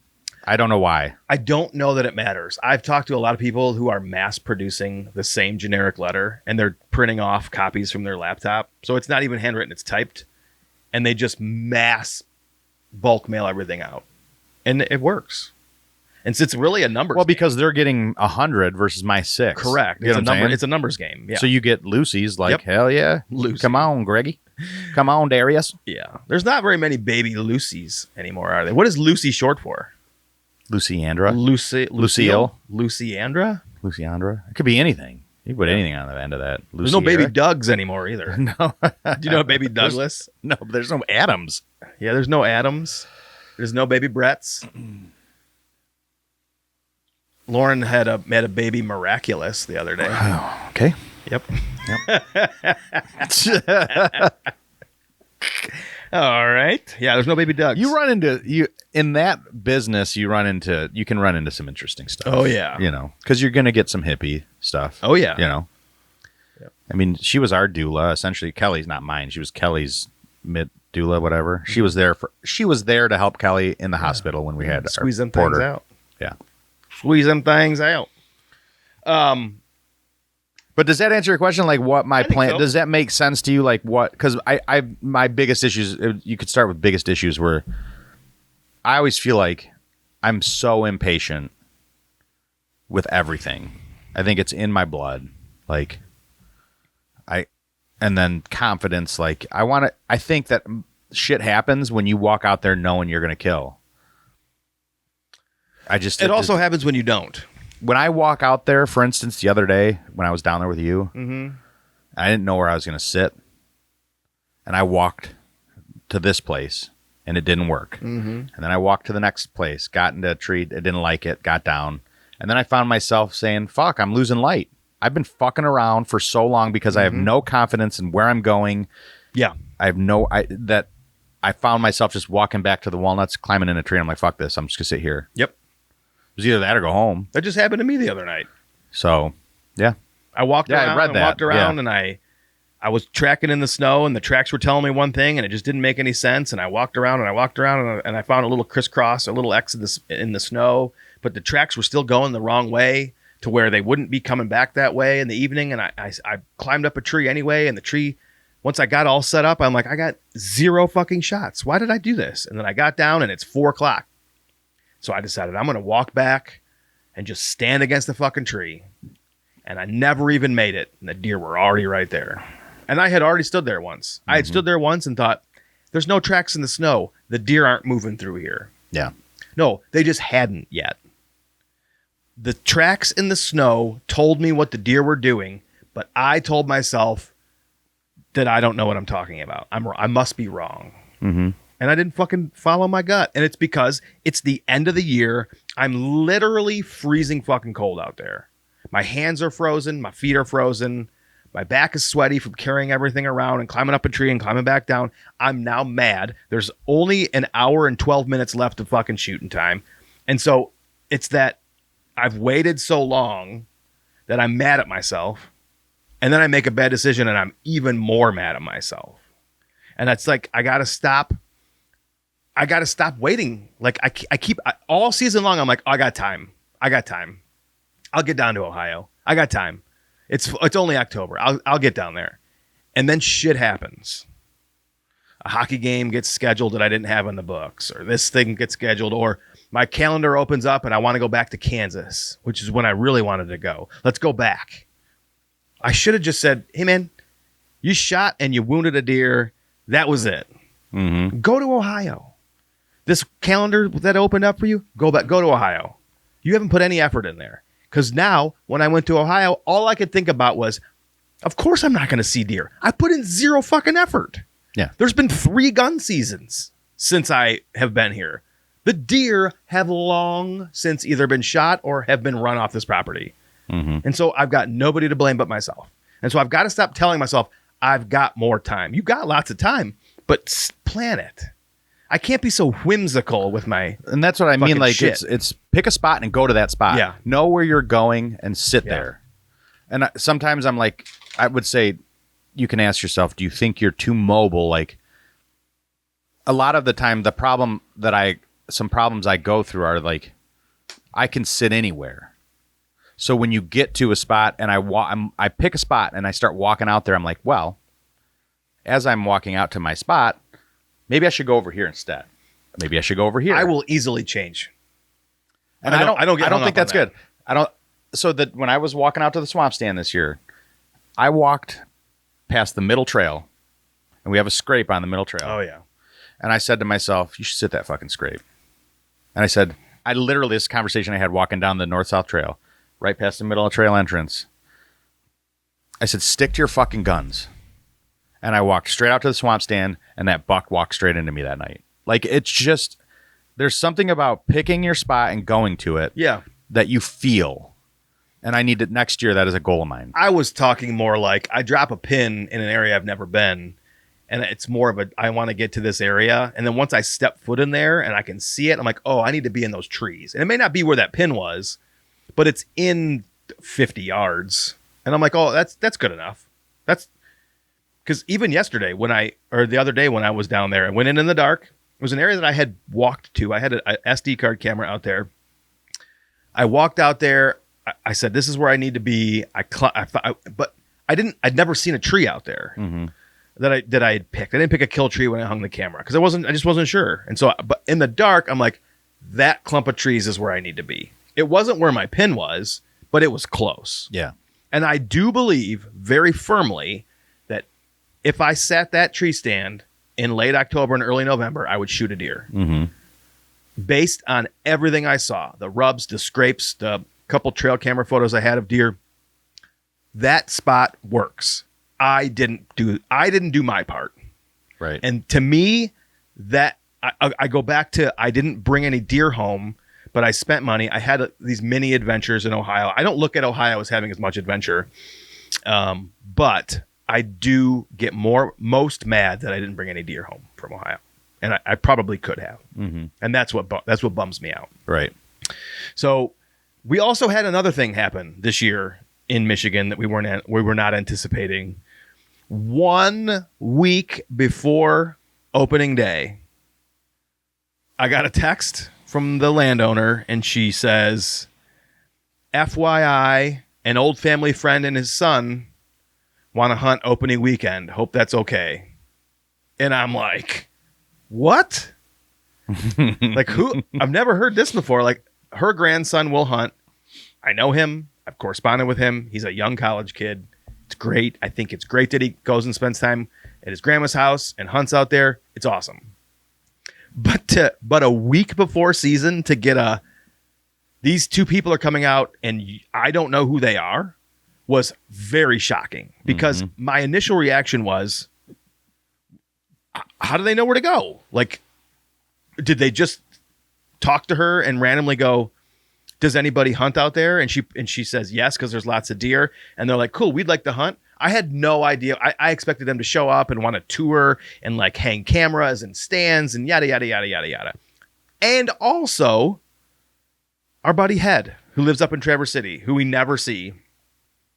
We have changed our plans to make sure that we are there on opening day to hang out with Head, because Head can't make it down very much. He's got 3 little kids. He's got 3 kids under 5, if I'm not mistaken. Yes. Like, holy They're moly. very close in age, yes. He has got his hands full. His hands up are full. there. And like 2 dogs. 2 dogs, and it's a 4-hour drive. Like, okay, we will make arrangements to make sure that we're there with you. So I reach out to this guy. Long story long, he's familiar with the property. He has previously gun hunted it when the owner was alive. It was his friend. I don't know, not family, but very close friends. They would gun hunt out there. And thinking back, we would not. A week before gun season, we were told to leave. Not rudely, just like, okay, that's your last weekend. You guys can come back and muzzle loader. But he wanted a week before the gun opener for the woods to quote unquote settle down, even though he would drive his tractor out there and cut wood and shit. And then he and the gun hunters would hunt all traditional gun seasons, so November 15th to November 30th. And then we were allowed to come back and hunt for muzzleloader, which is typically the first weekend in December. So thinking back, oh, okay, those guys are familiar with the property. I did call him. He was very adamant that he hunted that opening weekend. You remember that conversation? Yeah. And we had made arrangements to like... We had a campsite. We had a campsite booked. All kinds reserved. of stuff planned. I had taken time off of work to hunt, to be there with my friends and my brother. Well, and we put the work into that property throughout the summer. For years, have been the only people that do anything out there. And that's opening weekend is just what you... For archery is when... That's it. That's and the thing. Yes, we are boo-hooing about taking care of property that we don't own. Correct. Yes, we are boo-hooing about that. That is not lost on us. However, how fucking dare you? That's what I mean. Like, I don't really give a shit if I'm boo-hooing about that. Yeah. You haven't done a fucking thing Not in a years, fucking thing. and you're going to call us? Yeah. Once again, not my property.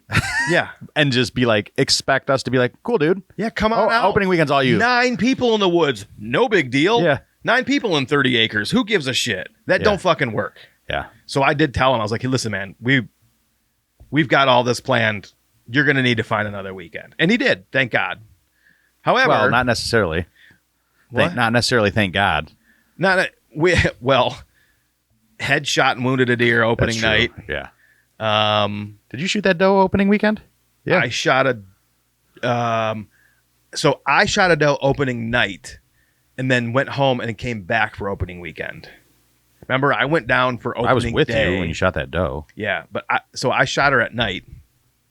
And then we went home on Thursday and then came back for Friday. Yeah. Or something like that. Anyway, those guys did end up coming down to hunt the Michigan property. And boy, did they put on a show. Yeah. I have that in my notes, which I know I sent you. I'm leading us into that. I'm like walking us into that. So go ahead. Well, I mean, to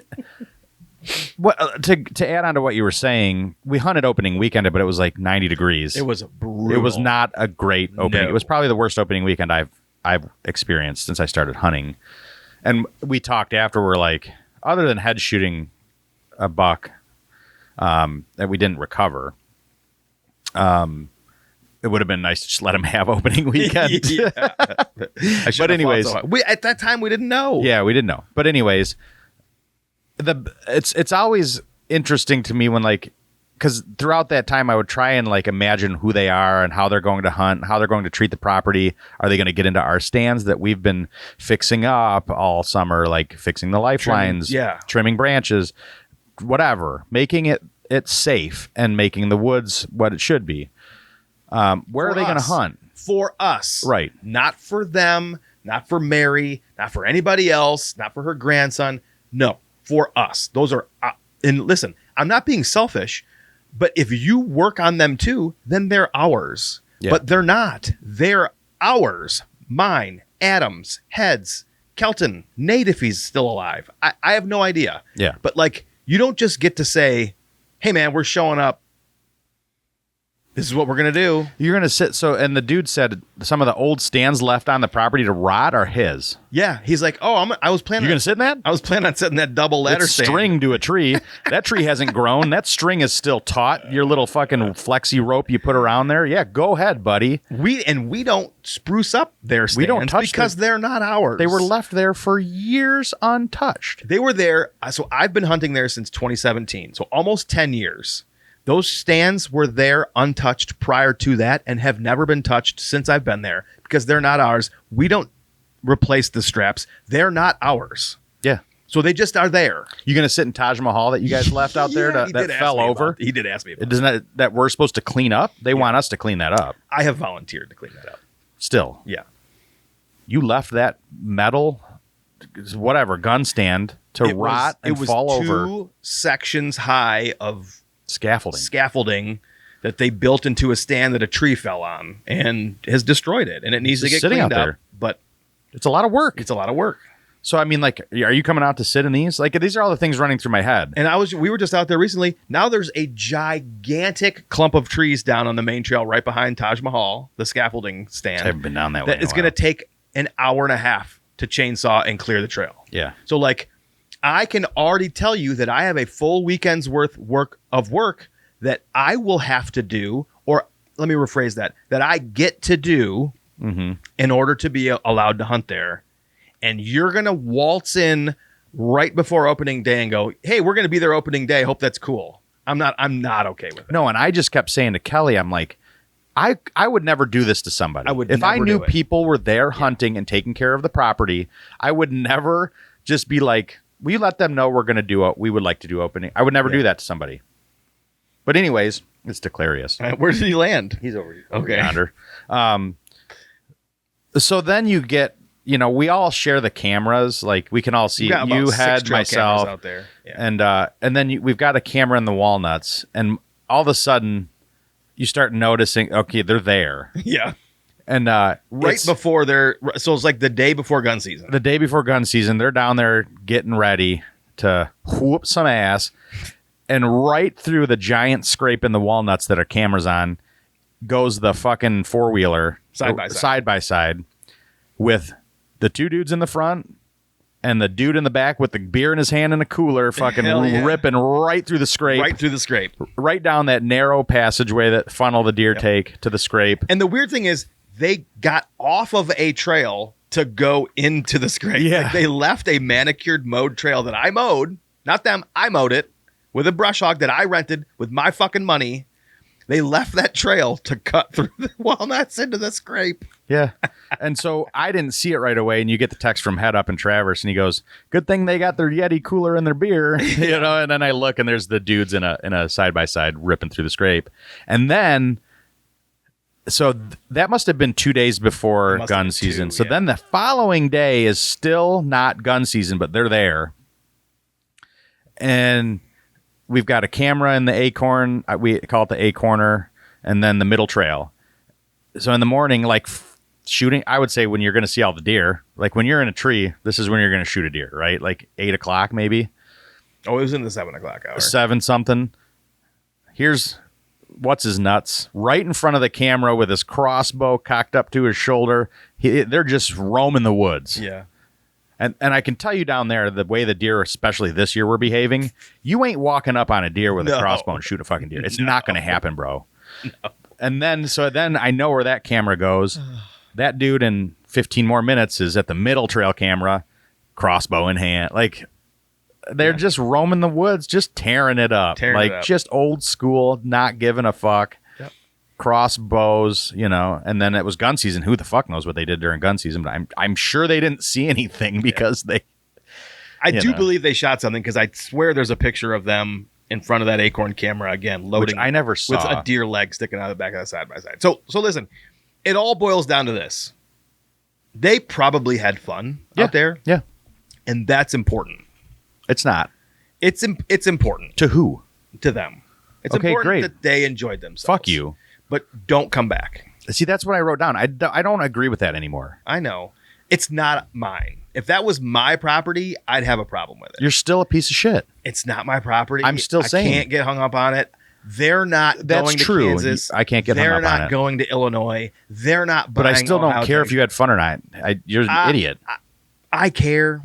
I care strangely because I stressed myself out about it. They might as well have had a good time doing it. I would rather you just text me and say, hey, where's a good spot to go? We want to kill some fucking deer. Cool. Like right here.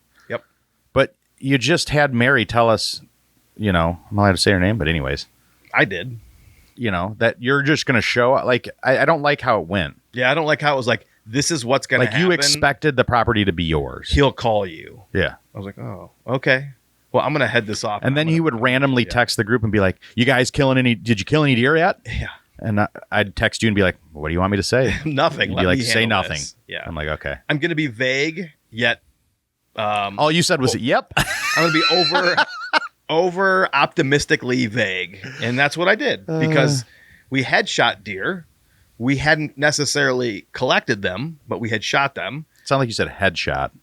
Yeah. We had shot deer.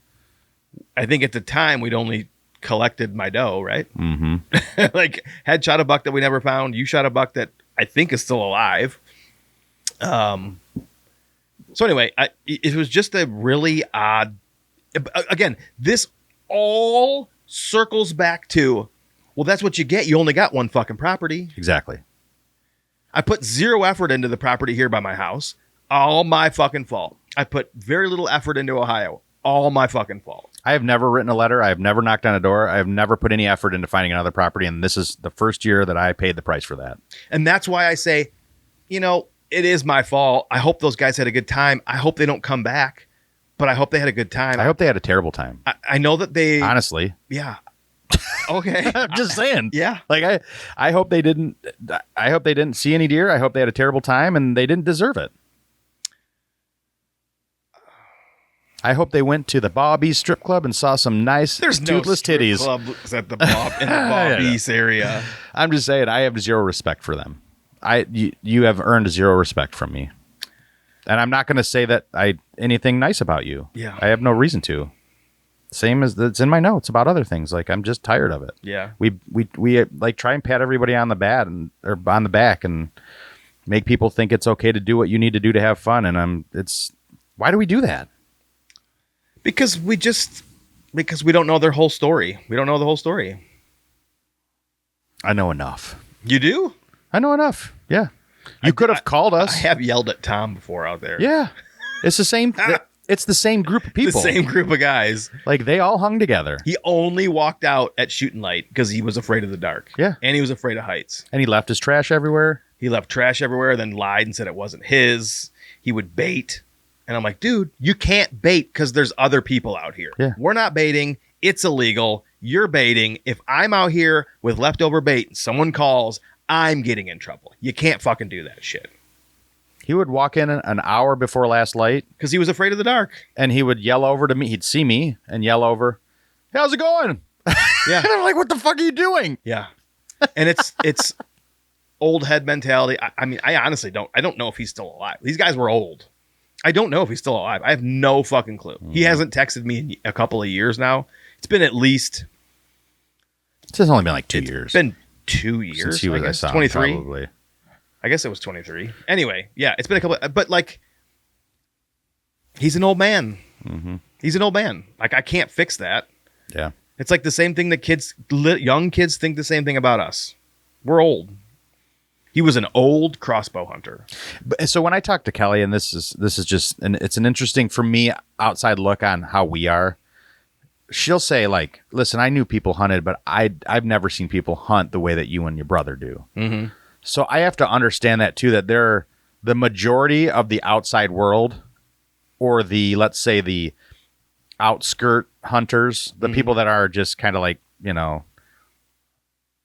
weekend warriors. The gun seasons, their hunt. Yes. They get a week of gun season and they're done. Mm-hmm. They don't have the courtesy. They don't have those same courtesies and like respect for the things that we do. And I think I have to understand that. But when it comes to like contacting or communicating with people that are hunting down there, like that's everybody has that common courtesy. Like, yeah. And that was stepped on with those other guys for me. So yeah, I don't know. I don't like it. But anyways, you got a bunch of notes on there. That's what I mean. Well, this is like we haven't talked since before season. We talk all the time. I mean, we haven't podcasted before season, so I had just been taking notes. Yeah. So I don't even know is there anything specific from this list you would like to talk about? So while we're going on that, I started the whole crossbow thing started to mess with me a little bit, and that's just, I mean, that's what I know what it's like. That's what I started with. Yeah. I think it was great to get me into the woods, but you instantly knew right away that you shouldn't be doing it. Like, you need to move your first goal, get off of this. When you don't need to, yes. If you do not... Hold on, but you're taken away from my whole thing. I'm the fucking host of this goddamn... I'm not saying anything about handicapped people, old people, women, nothing. Like, if you have to shoot a crossbow, you have to shoot a crossbow. Yeah. And I just heard somebody say Iowa, you have to have a doctor's note. Right. Fuck yeah. Yeah. And then I started getting really irritated because I would listen to a bunch of stuff where everybody was like, everybody steps on their words or like retracts their statements. Contradicts what they just don't say what they really want to say. And it's very obvious. Like the main thing that we've gotten into over the last few years, we've done it. You don't want to hurt these people's feelings that crossbow hunt. We want to make everybody feel welcome. Yes. I don't get that anymore. Like I don't know if I'm just old and grumpy, but like if you're 41 years old and capable of shooting a compound bow and you shoot a crossbow, you're a fucking dildo. Okay. Period. I'm not going to beat around the bush. Like, I don't know why. Maybe I don't get paid to do this, so maybe that's a big thing. I'm not going to lose whatever. Yeah, I'm sorry. You are. We're not losing any sponsorships.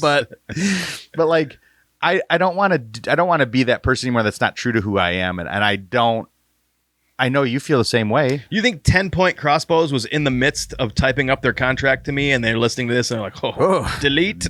Yeah. I don't think so. So if you want to start hunting and it's your first time in the woods and someone's like, this is what happened to me. It's already the season. Come down there and see what it's like. Yeah. There's a crossbow for sale at Dunham's. Go get it. Okay. That's exactly what I did. Went out. Fucking didn't shoot a single thing. I ended up shooting my first buck with a crossbow, and then you shot a deer that first season. Oh yeah, the fawn, fawn. Yeah, I didn't actually kill her. You did. Oh, that's right, I did. Yeah, she wasn't fucking dead. Anyways, yeah, my first kill was not actually really my first kill. So you killed a fawn. It would have died at some point. It would have died. If you want to get started as a hunter that way, and your very first time in the woods, you had no time to practice with a compound bow, get a crossbow, learn it, see if you like the woods, and if you don't like it, stop hunting. Fine. But if you're capable of shooting anything other than if you're capable of shooting compound bow, don't shoot a crossbow. You have like the dude I saw in Ohio in jean shorts and a cutoff shirt and a backpack and a crossbow get out of a car and walk into the woods in boots. Mm-hmm. It's fucking awesome to see that. It is pretty awesome. I looked over and I was like, no fucking way that guy's going hunting. Carrying his crossbow in his backpack, walked in the woods, jean shorts, fucking cutoff shirt. White cutoff shirt. Meanwhile, you've got your fucking pants tucked into your socks and your permethrin from head to toe, and this fucking hillbilly's in shorts. Yeah, I'm like, you can't even see me in my car. I'm so camoed out. But like that guy... You have no right to be shooting a compound bow or a crossbow. How do you know that? I could tell by the way he could walk. He's got fingers, his arms work, and he's got enough muscle in his body to be able to walk his ass in the woods and climb a tree, I'm sure. Just so we're clear, I wholeheartedly agree with you. I'm just playing devil's advocate. I just think it's like I can see advertisements for new and better crossbows and all this shit happening, and I think we are in a world where we want what's easiest. We want what's quickest and easiest. And that's leeching into hunting to where you're getting a bunch of people that want to just go sit and fucking kill something. Mm-hmm. They don't want to do any work. They don't want to learn any skills. Yeah. They want to close their eyes, pull a trigger, and kill something. I agree with that. And I think that our whole world is that way. Everything in this world is pat you on the butt, send you on your way to be coddled the rest of your life. But I don't disagree. And then when I heard that Iowa, you got to have a doctor's note to shoot a crossbow, I think it's fucking fabulous. Mm-hmm. Absolutely fabulous. Correct. You nailed it in that. So if you can, you should. And if you're listening to this and you're of the physicality to shoot a compound bow and you shoot a crossbow, don't be so butthurt from me saying this, and don't be like that person that gets offended over racism. Just be better. Go get a compound bow and learn how to shoot it this summer. Start right now. Yeah. Put your crossbow down. Go get a compound bow and learn how to shoot that. Look at yourself in the mirror and say, I don't need to shoot a crossbow. I don't need to. Just be honest with yourself. Step one, be honest. Mm-hmm. I don't need it. You don't need it. I do not need to do this. And I'm going to toot my own horn here, okay? I cannot see out of my right eyeball. Okay, let me rephrase that. My right eye is so bad that I cannot use it for any good benefit. It just keeps me balanced. It keeps me from walking into the wall. I hurt my eye so bad that I wasn't sure if I was going to be able to archery hunt. So I bought a crossbow, and I hated it so much that I taught myself how to shoot left-handed.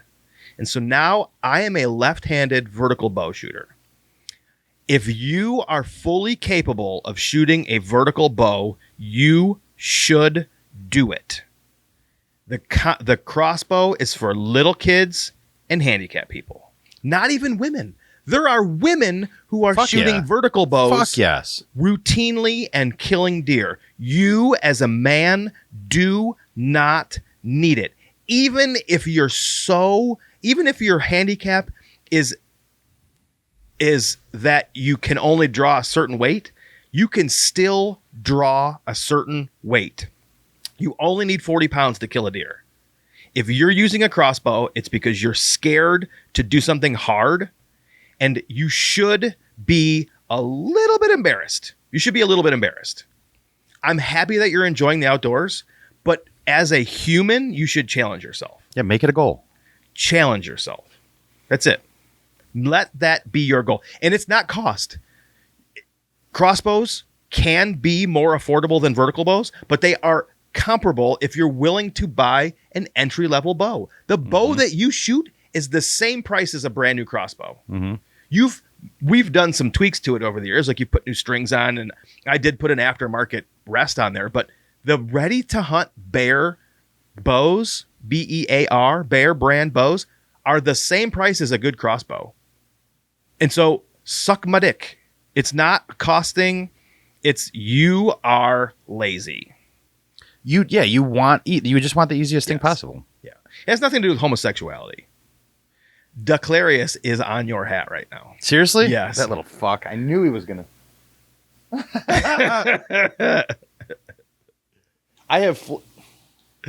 So we are in Michigan, for those of you that do not know that. And it has been very cold and snowy. And it is like 60 degrees today.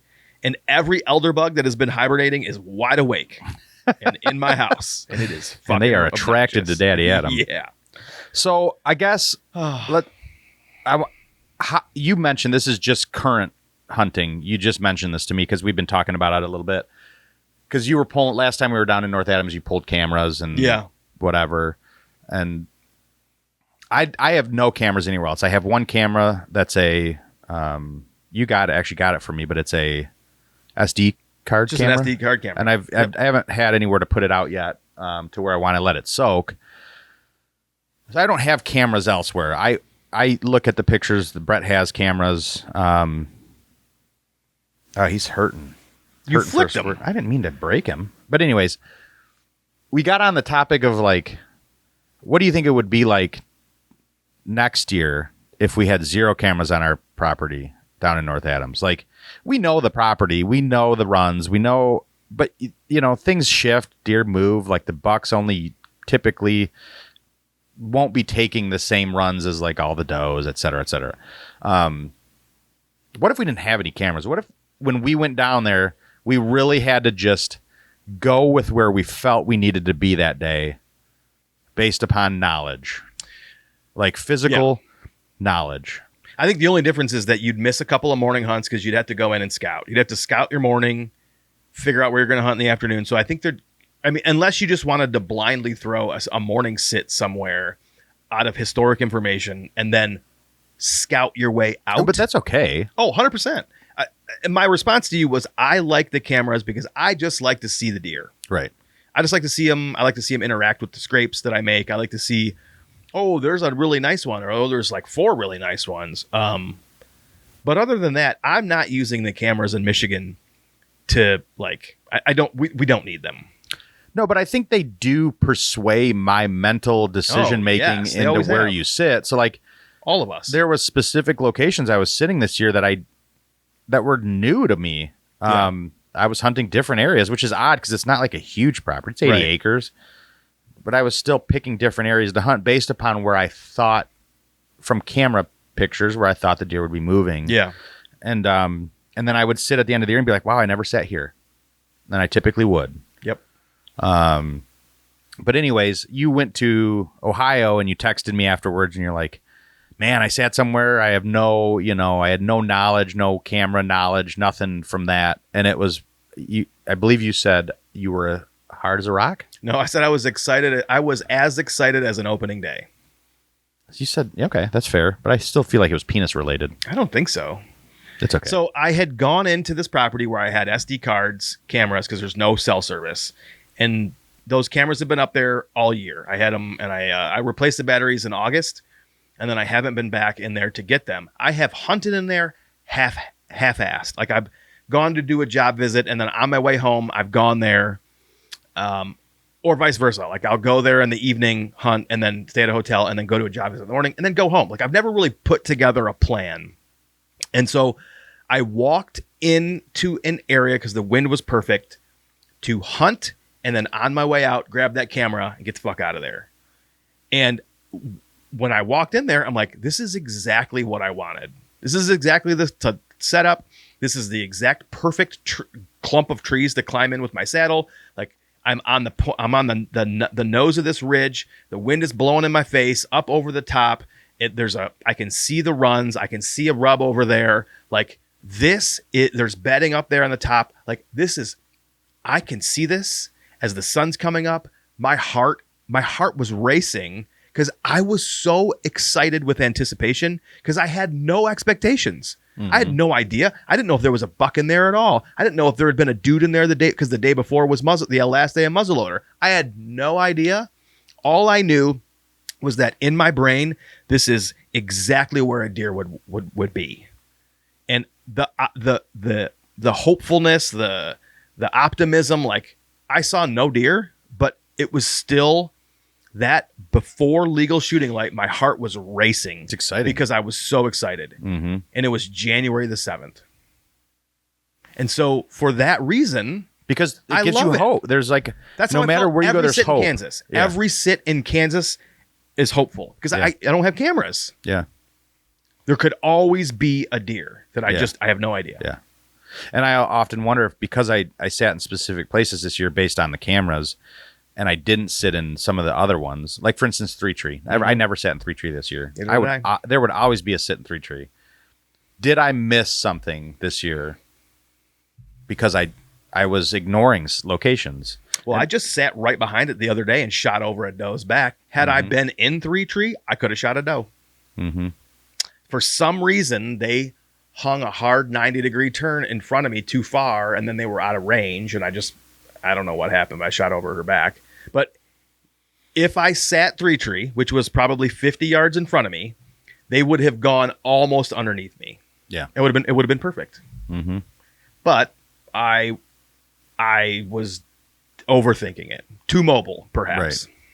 Well, I mean, we can sit just off, this spot or this spot, which is, I don't want to just sit permanent stands. I mean, you look at the snow, there's a run going this way. There's a run coming from over there. They literally converge in this one spot. I sit over there. That mathematically makes sense. Mm-hmm. Did the deer use those 2 trails that day? Nope.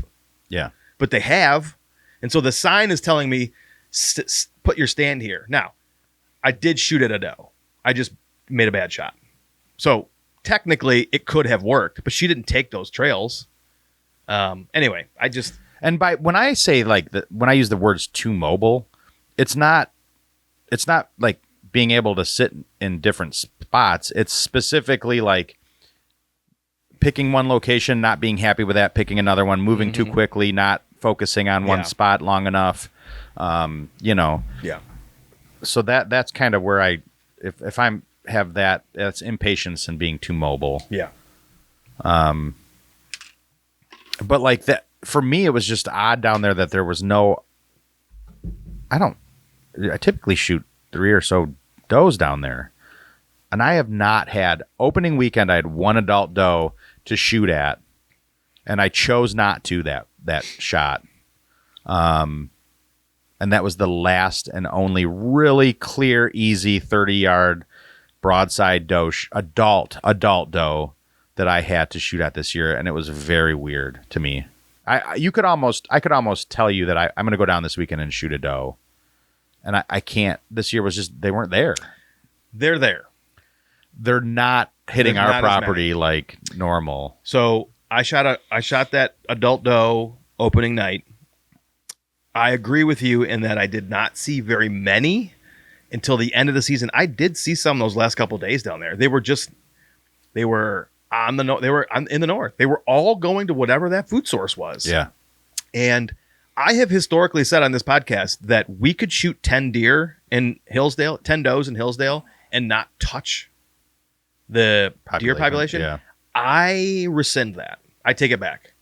There was not as many does this year. And I would say, well, there's a lot. I think people are shooting does. There are a lot of does, but they're young. There used to be more. Yeah.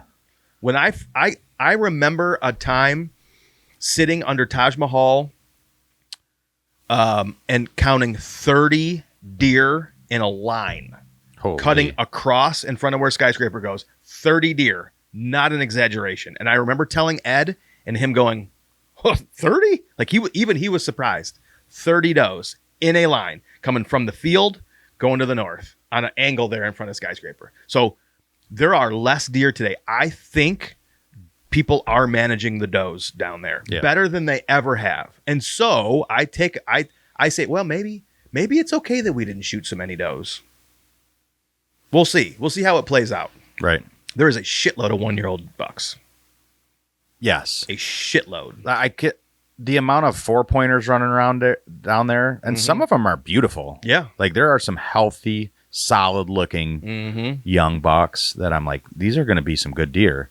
And then to see some of these other 8-pointers that, some decent bucks that have survived this year that are coming out of the wood. They know that the season. What did I say? You said, what do they have, a fucking calendar? It seems like they own a calendar.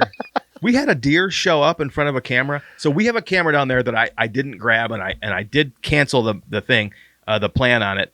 It just had almost no deer in front of it for like a month and a half. Maybe a random fawn. You're talking about the walnuts? Yeah. Yeah. There's almost nothing on that camera. Which, hold on. So let me tell you, that night I just threw that sit in there, kind of like told me.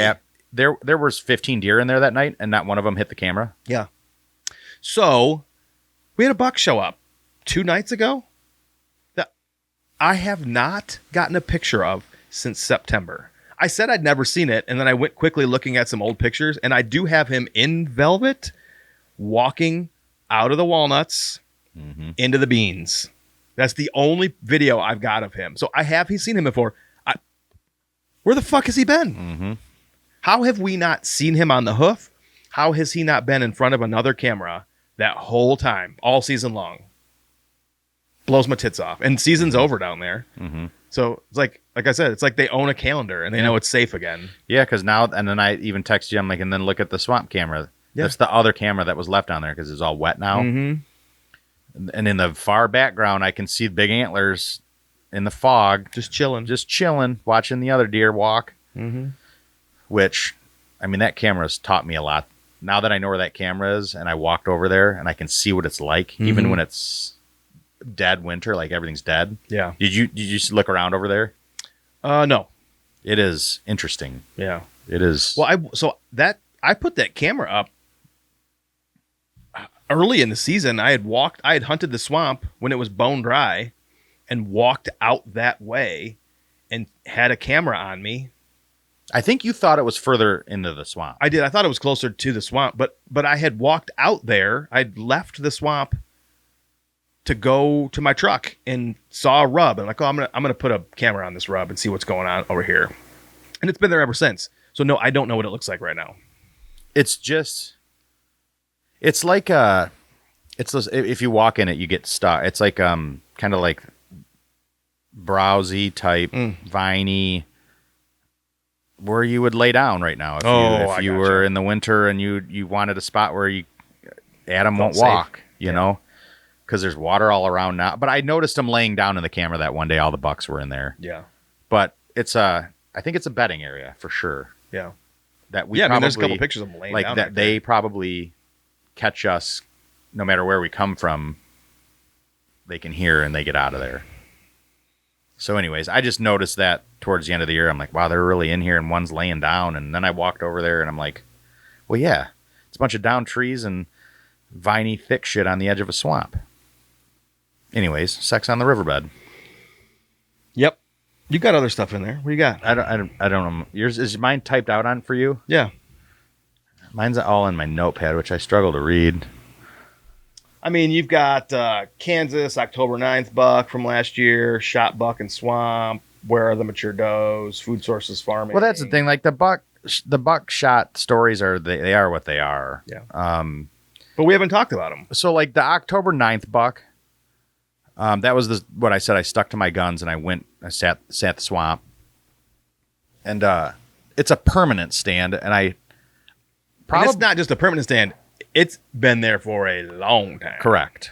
And it's actually called Head Swamp because it's the head who lives up in Traverse that we were talking about. It was one of his stands. He chose the location. Yeah. But probably before I ever came back home. And that so swamp that stand might have been there for oldest. 9 years. Yeah. Yeah. It needs some TLC this year. Every time I'd climb up it, They all do. They all do. So other than this year, well, we did maintenance this last summer. I mean, some of those cables on those things cannot be fucking safe. Yeah. Huh. Well, I didn't die. I had sat in that stand once, other than this year. So then this year, I really wanted to focus on that because the swamp was pretty dry. Mm-hmm. And I just had a lot of pull to that south swamp. So anyways, I walked out there that day and I'm like, I'm going to stick to my guns. I wanted to move and change my whatever. And I get up in the tree and I'm like, man, this is higher than I normally sit. I didn't think it was that high of a stand. It's probably 20 feet. Yeah. Yeah. I don't think I get quite 20 feet when I do in your saddle. No. Oh, no, there's no way. No.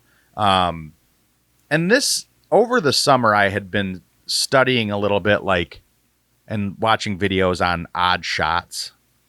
Like if you have and I don't know why it just happened. But if you have to take a funny angle on a angle shot on a buck, any deer, like where you would shoot.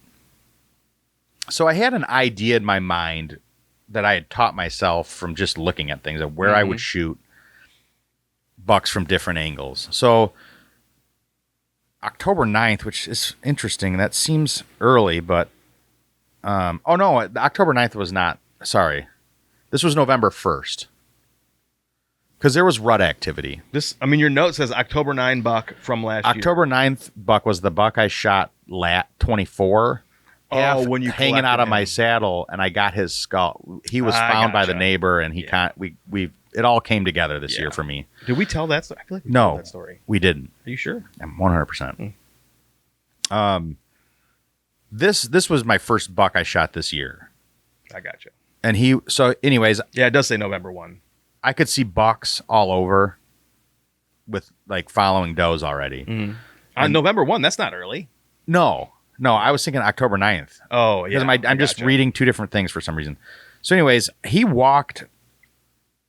This was a good learning thing for me. Like when you see deer or bucks, especially in the rut, walk past you out of your shootability range. Mm-hmm. mentally I'm like, oh, fuck, dude, that was it. He's not. There's a good chance they'll come back. So he walked, to my west towards Dennings Road, a good long ways. Why don't out. you just give everybody the address next? 7520 Ellen Road. You're gonna have to edit all of this out. It's all private. Yeah, it fucking threw me off. So you walked west. Yeah, towards so he the was dirt road. he was following two does. He was between me and the road. He was probably 50 yards, 60 yards over, and it just wasn't a shot. And I couldn't get him to think twice about calling him over or whatever. He was following them, and he followed him off to the distance, watched him disappear, and I'm like, that was a good buck. And then everything else was so far away that I could see, and then it was getting to be last light. And to me, my night was over. But I stayed up there, and I could hear the footsteps in the leaves, and I could see him walking back from that direction by himself. They kind of look defeated. Have you ever watched where he's probably exhausted? Mm-hmm. Don't touch my feet. Faggot. What's he playing faggot? I'm like, this dude's walking at an angle that if he stays on it is straight at, literally straight at my tree. And I started realizing in that sit that everything looks small. I'm up here pretty good. That's what it is, yeah. So he gets closer and closer, and he's behind some trees, and I'm like, he's going to walk right in front of me. So then when he gets into my visibility of where I'm going to shoot, I actually had my decoy set up to the kind of southeast of where he was going to come into. I forgot you had your decoy. I took the decoy out and set it up in the swamp, 40 yards away from me to the southeast. So he comes in from the southwest at a direct angle on me. He does not notice the decoy until he gets right into the opening, and it catches his eye, which is perfectly how I wanted it to be. Yeah. Because I'm right above him at this point, and I'm thinking to myself, what's this distance? He's almost too close. Yeah. And I typically only think top pin, right? Or in my mind, it's 20, 30, 40 is how I have my main 3 pins set up. But then I have one above the 20 and one at 50. And I never really work with the one above the 20, but he was so close. I'm like, okay, he's within 20 yards. But my mind was telling me just go with the top to 20.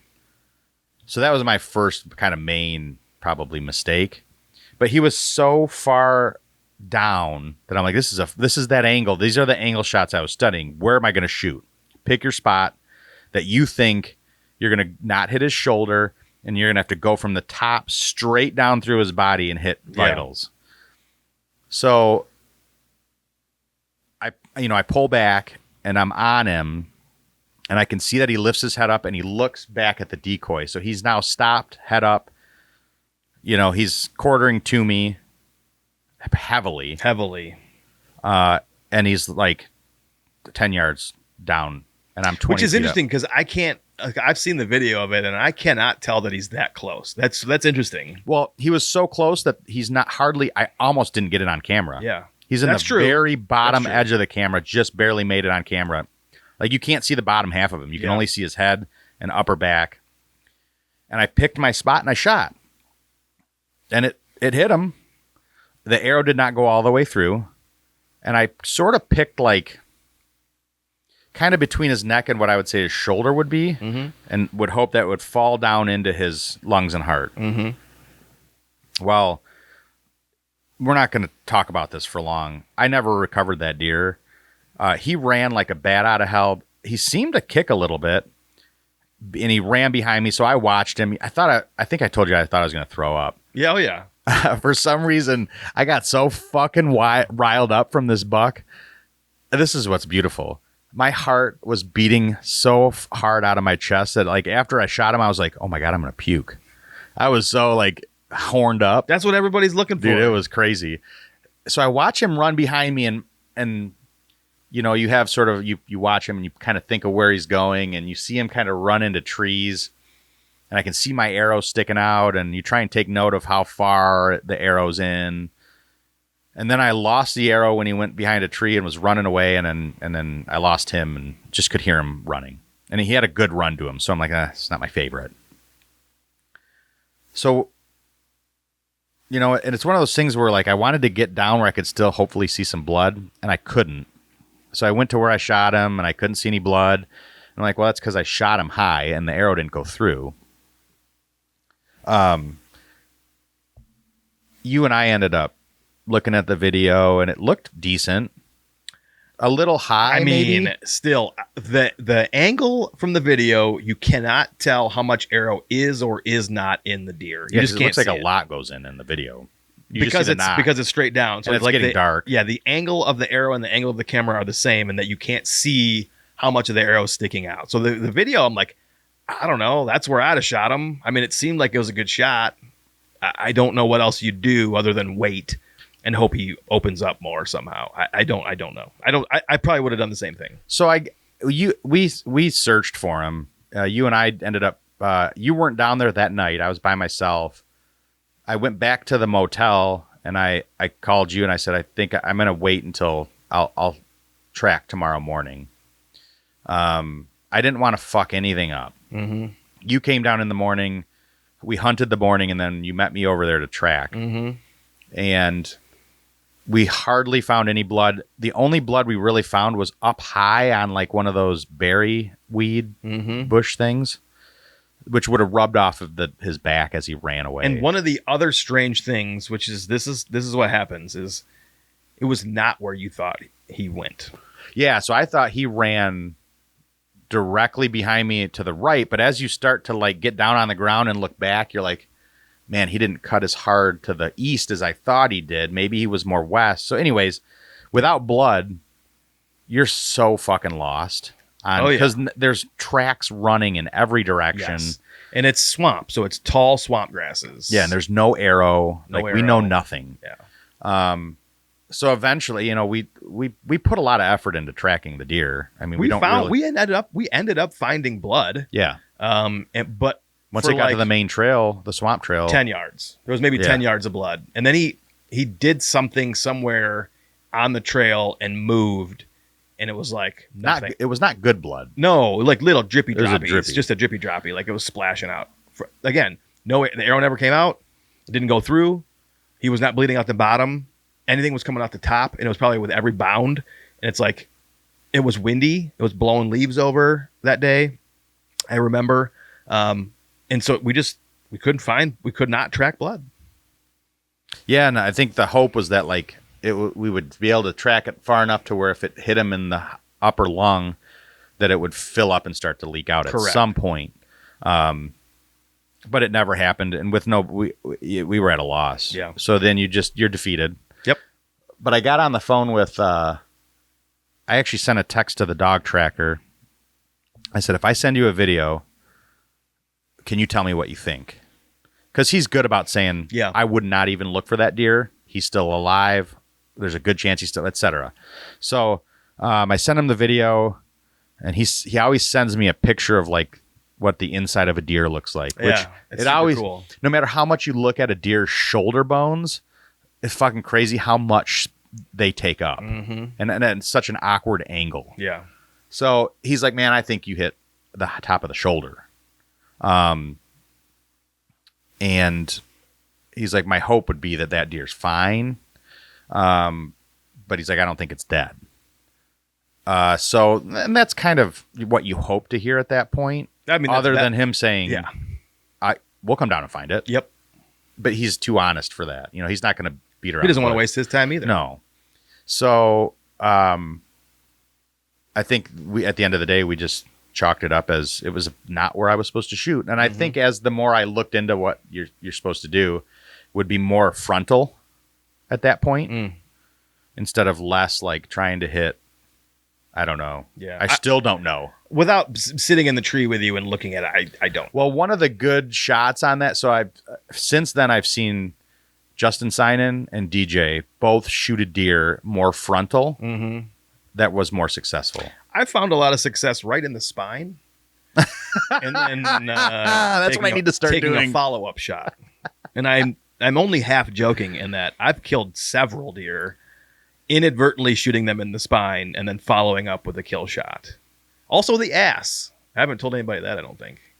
No. My Michigan buck this year, I shot, I think, in the femoral artery, and I literally ran him to death. Anyway,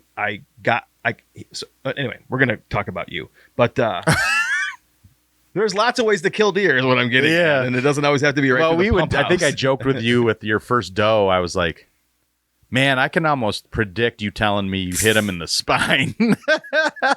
Well, yes. That's awesome. I have shot two bucks in the spine, a doe in the spine, a buck in the ass. 2 does in the spine. Didn't you shoot one in Clarkston in the Oh, spine? I did shoot one in Clarkson in the spine. Yeah.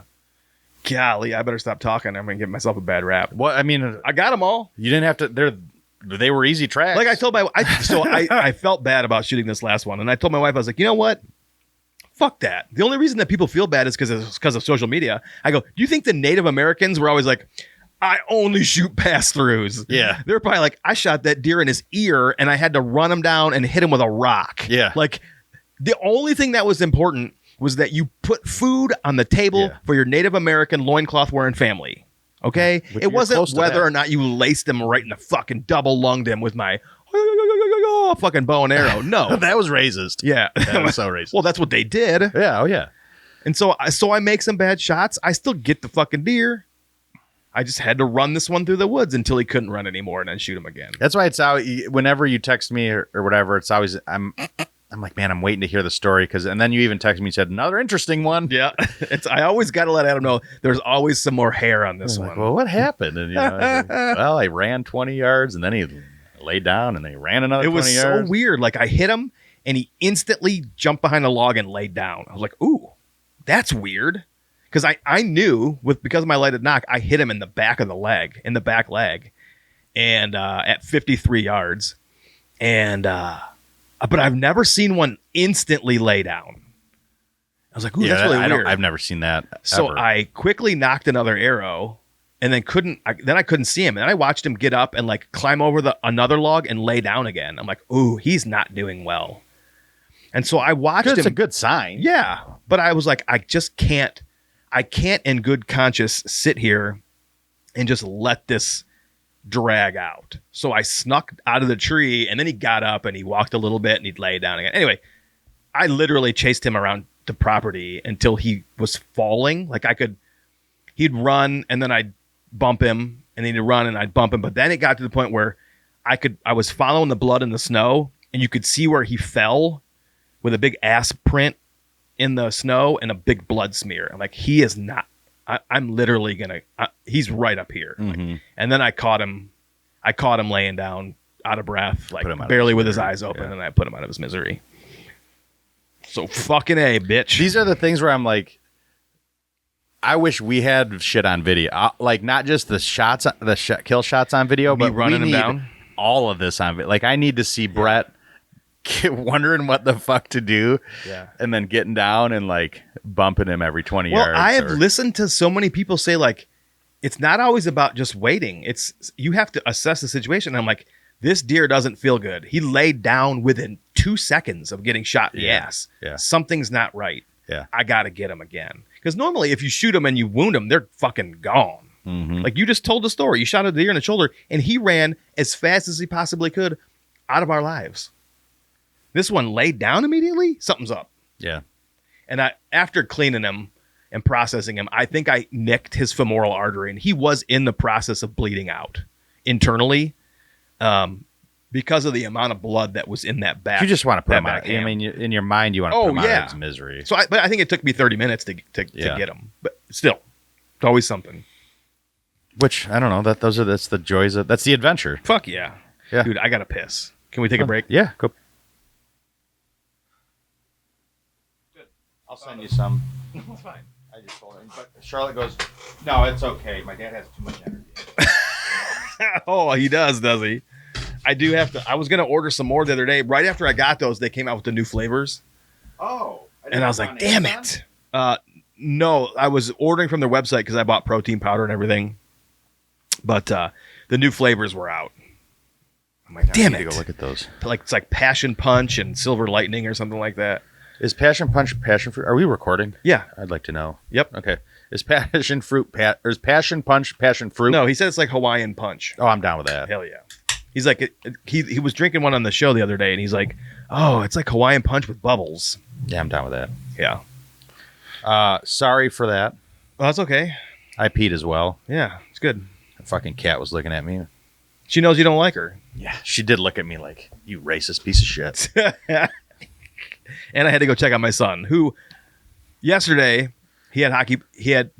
And once a month, his team will volunteer with special needs kids at Lakeland, and they go out there prior to their practice and they help them learn to skate. And the kids that know how to skate, they'll like shoot around rubber pucks with them, and then they'll push kids on chairs. Like it's called Miracle League, and it's all special needs kids.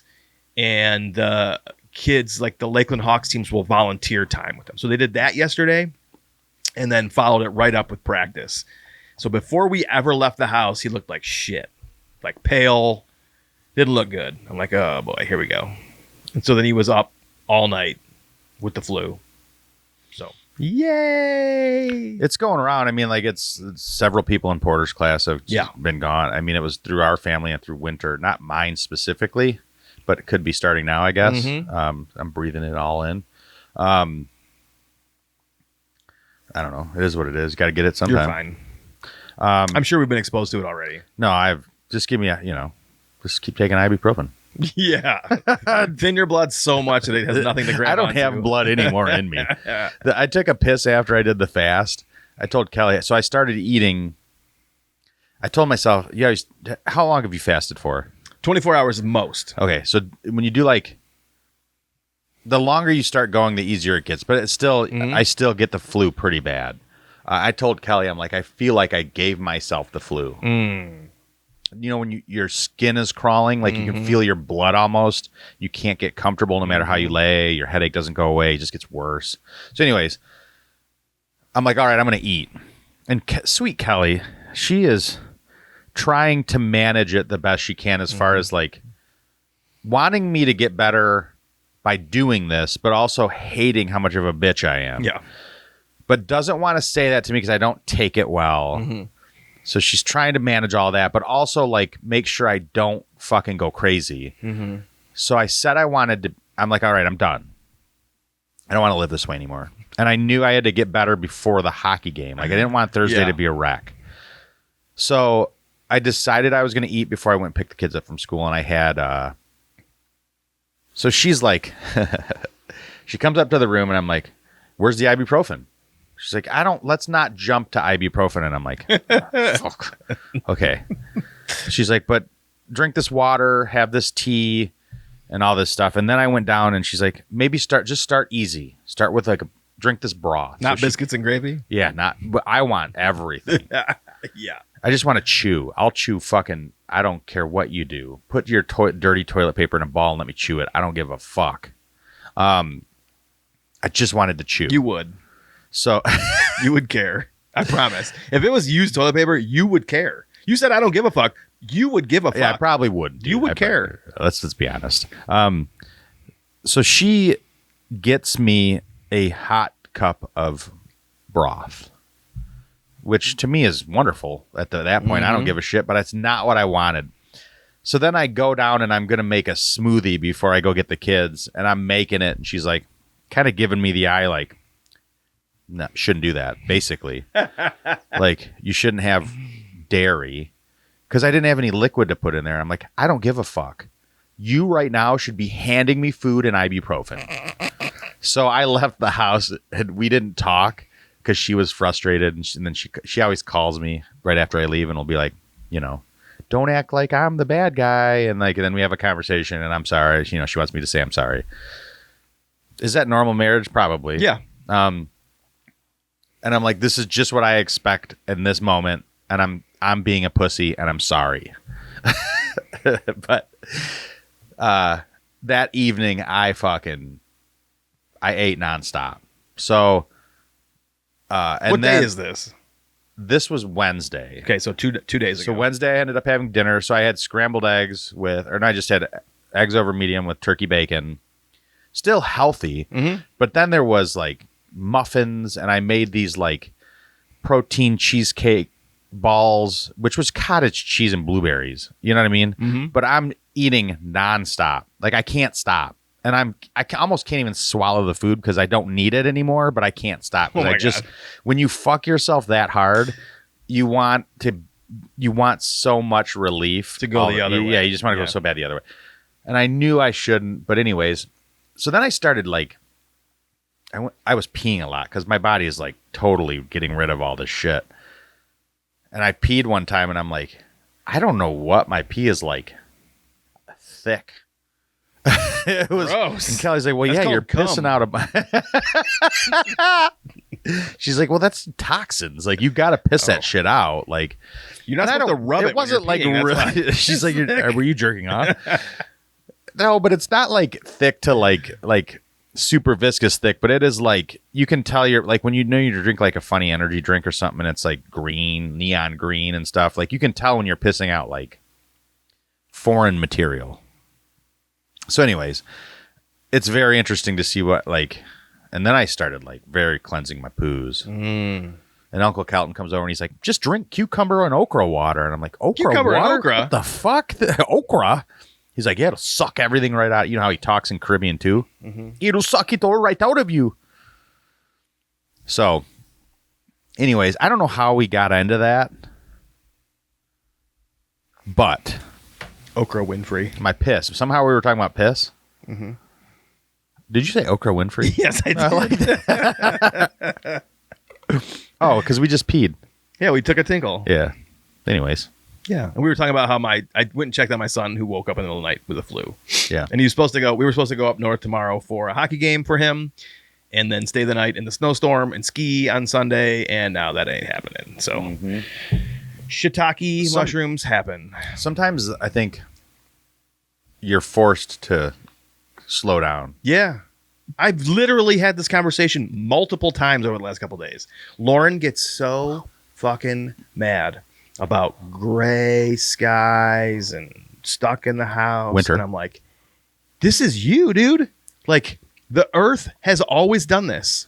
You want to fill your time with activities and feel like you should be doing more and more and more. And this is the season for less. Mm-hmm. And it is the human fault that you feel like seasonal depression. It's not seasonal depression is a thing, but it's human induced. Mm-hmm. It's your fault. Mm-hmm. Stop. I didn't say this is your fault. I go, we've had this conversation before.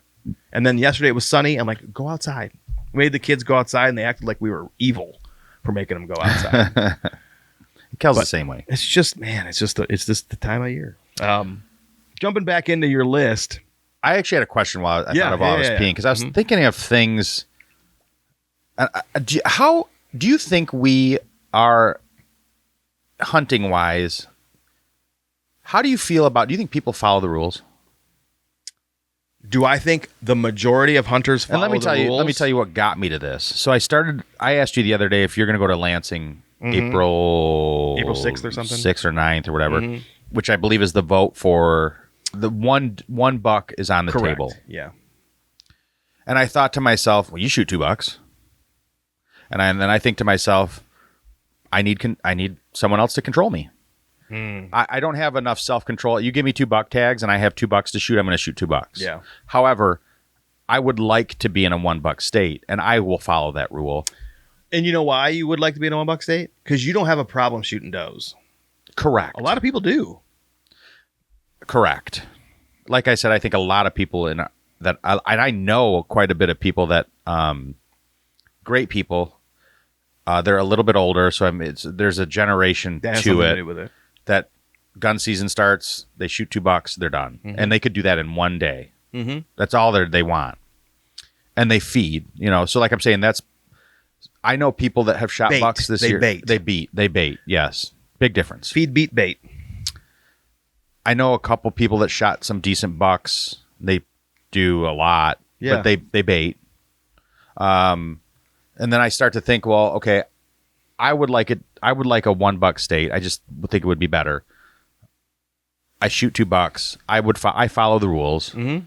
And I kind of need that. Like it would help me, stick to what I want to ultimately prefer. Which is sad as fuck to say out loud. But do you think, like when I think about everybody around our property that we hunt down there, do you think they all follow the rules? Yeah. You think they only take X amount of bucks? They only, yes, that they do their,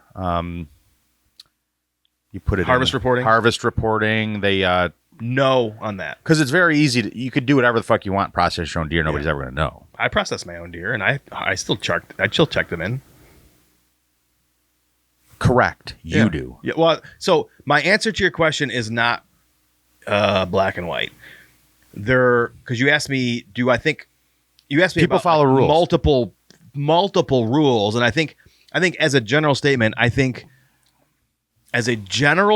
if you say rules and no rules, rules being all encompassing and no rules being complete lawlessness, I think that most of the people follow the rules. Okay.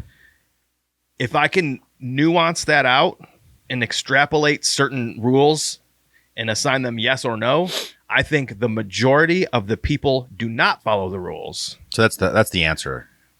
All of them. I think the majority of people do not follow all of them. So, like I said, correct. There's either all the rules are being followed or complete lawlessness. Which is what I mean. Or are people picking and choosing the rules that they want to follow? No. Yes.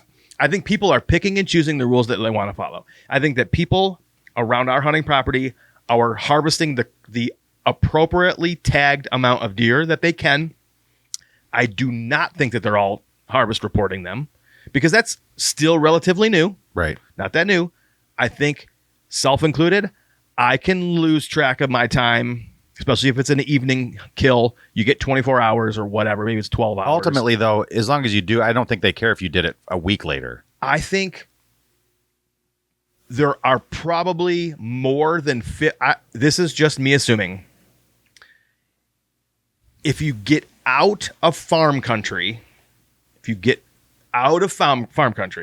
I think more than 50% of the people are breaking the baiting rule. So that's where I think in different pockets, people are picking and choosing what rules they follow explicitly and what rules they're like, yeah, but I'm not going to do that one. And then I think once you get away from the areas that have food, corn, beans, wheat, being planted by the farmers, I think you get up here to like Clarkston. There are 75 acres north of me that I can hunt. And it is bordered by 1, 2, 3 3-acre parcels, and then like 10 10-acre parcels, and then 1 10-acre parcel, and then another 5-acre parcel. I would say 90% of those people hunt, and 90% of them bait. So I think when you get away from natural food, people don't know what to do. Mm-hmm. And so they're like, bait it is. It's at the store. The thing is, those deer are there. The deer are there. They want the deer to come to them. They don't want to find the deer. They don't want it. It's the same as the crossbow conversation. Yeah. I want the easy button. It's the same conversation that Justin Hollinsworth just had with Aaron Blasey on the Fall podcast. People don't. They want the easy sitters. Button. They want to go out and be guaranteed success, regardless of what that looks like. So I do think that the majority of people in Michigan follow the majority of the rules, but I also think the majority of the people in Michigan break some of the rules. Yeah. It's kind of a weird way to answer that question. If you tell me, like, I'll get a text. Oh, so-and-so just shot a nice 10-pointer. I'm like, that's fucking awesome. Make sure and let them know congrats. And then I find out that they bait. I instantly I don't care anymore. What if it's cool? What if it's in a state where you can bait? Still less cool? I guess it's not as exciting to me. Like I don't think congrats as much. I don't get up and be like, I don't want to clap for you and pat you on the back, give you a hug and think it's super awesome. I don't know what that is. I don't know if it's because you do. I don't know if it's because like we put the work in without it. It's because you can do it without it. Correct. And maybe that's just it. Yeah. You can, if you live somewhere, even in a bait state, because I'm telling you right now, we do not live in a wholly based baiting state. There are areas in Michigan you can bait. Down here, you can't. And you can still shoot deer every fucking year. It's just hard in some locations. I cannot figure out that property to the north of me because I can't manipulate it, and there's no natural pinch points or funnels except for one. And the predominant wind here fucks me 90% of the time. And everybody around me is baiting. I struggle. I could still do it if that was my only property, but I still struggle with these random sits. We have not baited in Hillsdale since baiting was outlawed, and we shoot deer every fucking year because that is our primary hunting location. We understand how the deer move through there. So, to complement what you just said, if you throw a pile of food out in the woods and the deer can't help themselves, they know that they have to eat, and you are preying on that weakness. Yes, you are using a tool to your advantage, but it ain't as cool. And great, you shot a great buck. That's awesome. But it's not as cool as the guy who went out and manipulated his own land or looked at the way that the terrain lays out on a particular piece of property and looked at the sign, the tracks in the ground, the rubs on the trees, the scrapes over there, how the wind was moving. That dude, that's cool. The dude that kills that buck is cool. And that's what I'm congratulating you on. That's what the props, that's the kudos. That's what I love to hear. Yes. That's the slap on the back. That's what's fucking awesome. I'm congratulating you on the work you did to get that. And when that work was never done, I guess I'm not just congratulating you on shooting a deer eating over a pile of food you put down. The thing that bothers me the most is if I'm watching a hunting video and they don't make it very clear that they're baiting, and I catch a glimpse of it, but I can also tell that they're strategically keeping the feeder out of the shot as much as possible. I really don't. It's not that I don't like you. I just have completely lost interest in your film. Like I just watched one the other day of this guy shooting this incredible buck in Kansas, and they did everything in their power to keep the feeder and the corn out of the camera shots. But I caught it one time over his shoulder. I'm like, oh, that was a fucking feeder back there. They did everything in their power to avoid that this dude shot a buck that came into corn.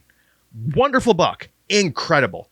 I'd have done the same thing. But it's not as cool as the guy that goes out and finds I would say the same thing about a doe. If you go to an unfamiliar territory and you read the sign and you shoot any deer, a fawn, a doe, a 1-year-old, a 2-year-old, a 3-year-old, a 4-year-old, a 5-year-old, a 6-year-old, a 7-year-old, an 8-year-old. If you can do that, that's way cooler than you pouring 400 pounds of corn in a pile and waiting for the deer to come get them. That just it is not exciting to me. Mm-hmm. I would do it, but it's not as exciting. I would probably, did you hear Justin say that, like, I think it was him, was saying that, like, sometimes he's sitting there and he's just like, oh, why am I doing this? I don't think it was his property. It was somewhere else he went and there was food there or something, and he's just like, I don't know why I'm doing this. They were like, Aaron was talking about being somewhere and you could see like the glowing yellow across property lines. Yeah, it might have been Aaron that said it actually, and he's like, I don't know where they were. Maybe they were talking about Iowa here and there. Could have been. But yes, he was also he was talking about, mentioned Illinois. Justin did, and how like you can buy at all the big box stores, you can buy all the food. Same here. You can buy everything you want here. And it's the same it's here. Totally illegal. Which leads me to that led me to the question. I'm like, it's so easy to not follow the rules, and I like to think positively that more people are like us than are not. I think I would like to say yes to, but I still think there are more people that selectively choose the rules that they break, and because they have decided that those rules are not as important as maybe the other ones. Right. And I would agree. I think there are rules that are not as important as the other ones. I don't think baiting should be illegal. I do not think that baiting should be illegal. Yeah. I I don't think that someone should be able to say baiting is illegal. And because the reason that they've used is CWD, and I call bullshit on that. So stop making rules on shit that don't make any sense. Yeah, okay. If you want to make baiting illegal because you're trying to protect the resource, say that. If you want more deer killed, allow baiting and let people kill more deer. You can't make both arguments. You can't say we want deer to die because we have too many deer, but we don't want you to use this thing that's going to kill more deer. You can't say that. Mm-hmm. And the DNR claims they want people to shoot more does, but the DNR and the NRC have decided that baiting is illegal because CWD kills deer. What do you want? Do you want less deer, or do you want to protect the deer? Which one is it? You see what I'm saying? Yeah. And for that reason, like all government, fuck off.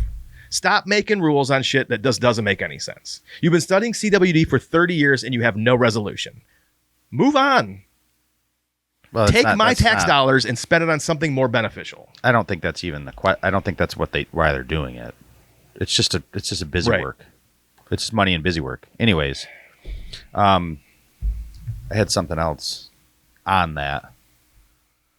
I don't know. I mean, that was the one thing is the $1 rule. I don't think anything fixes, in my mind, there is no like fix all, but there are better. Ultimately, though, it comes down to the people, and like always does. I think people, unfortunately, and I don't know if I sound like an asshole and like I hate people, because I'm not that way. Yeah, I just feel like people ruin everything. I think we've ruined this fucking world. Like, we always have. ruin everything. Yeah, and I feel like I talk to a lot of people that just kind of don't feel that way. Like, don't feel as far as like doing things, what I would say would be the best way to do it. I don't know if I would say the right way. That's just how I feel. Sure. There's nothing wrong with that.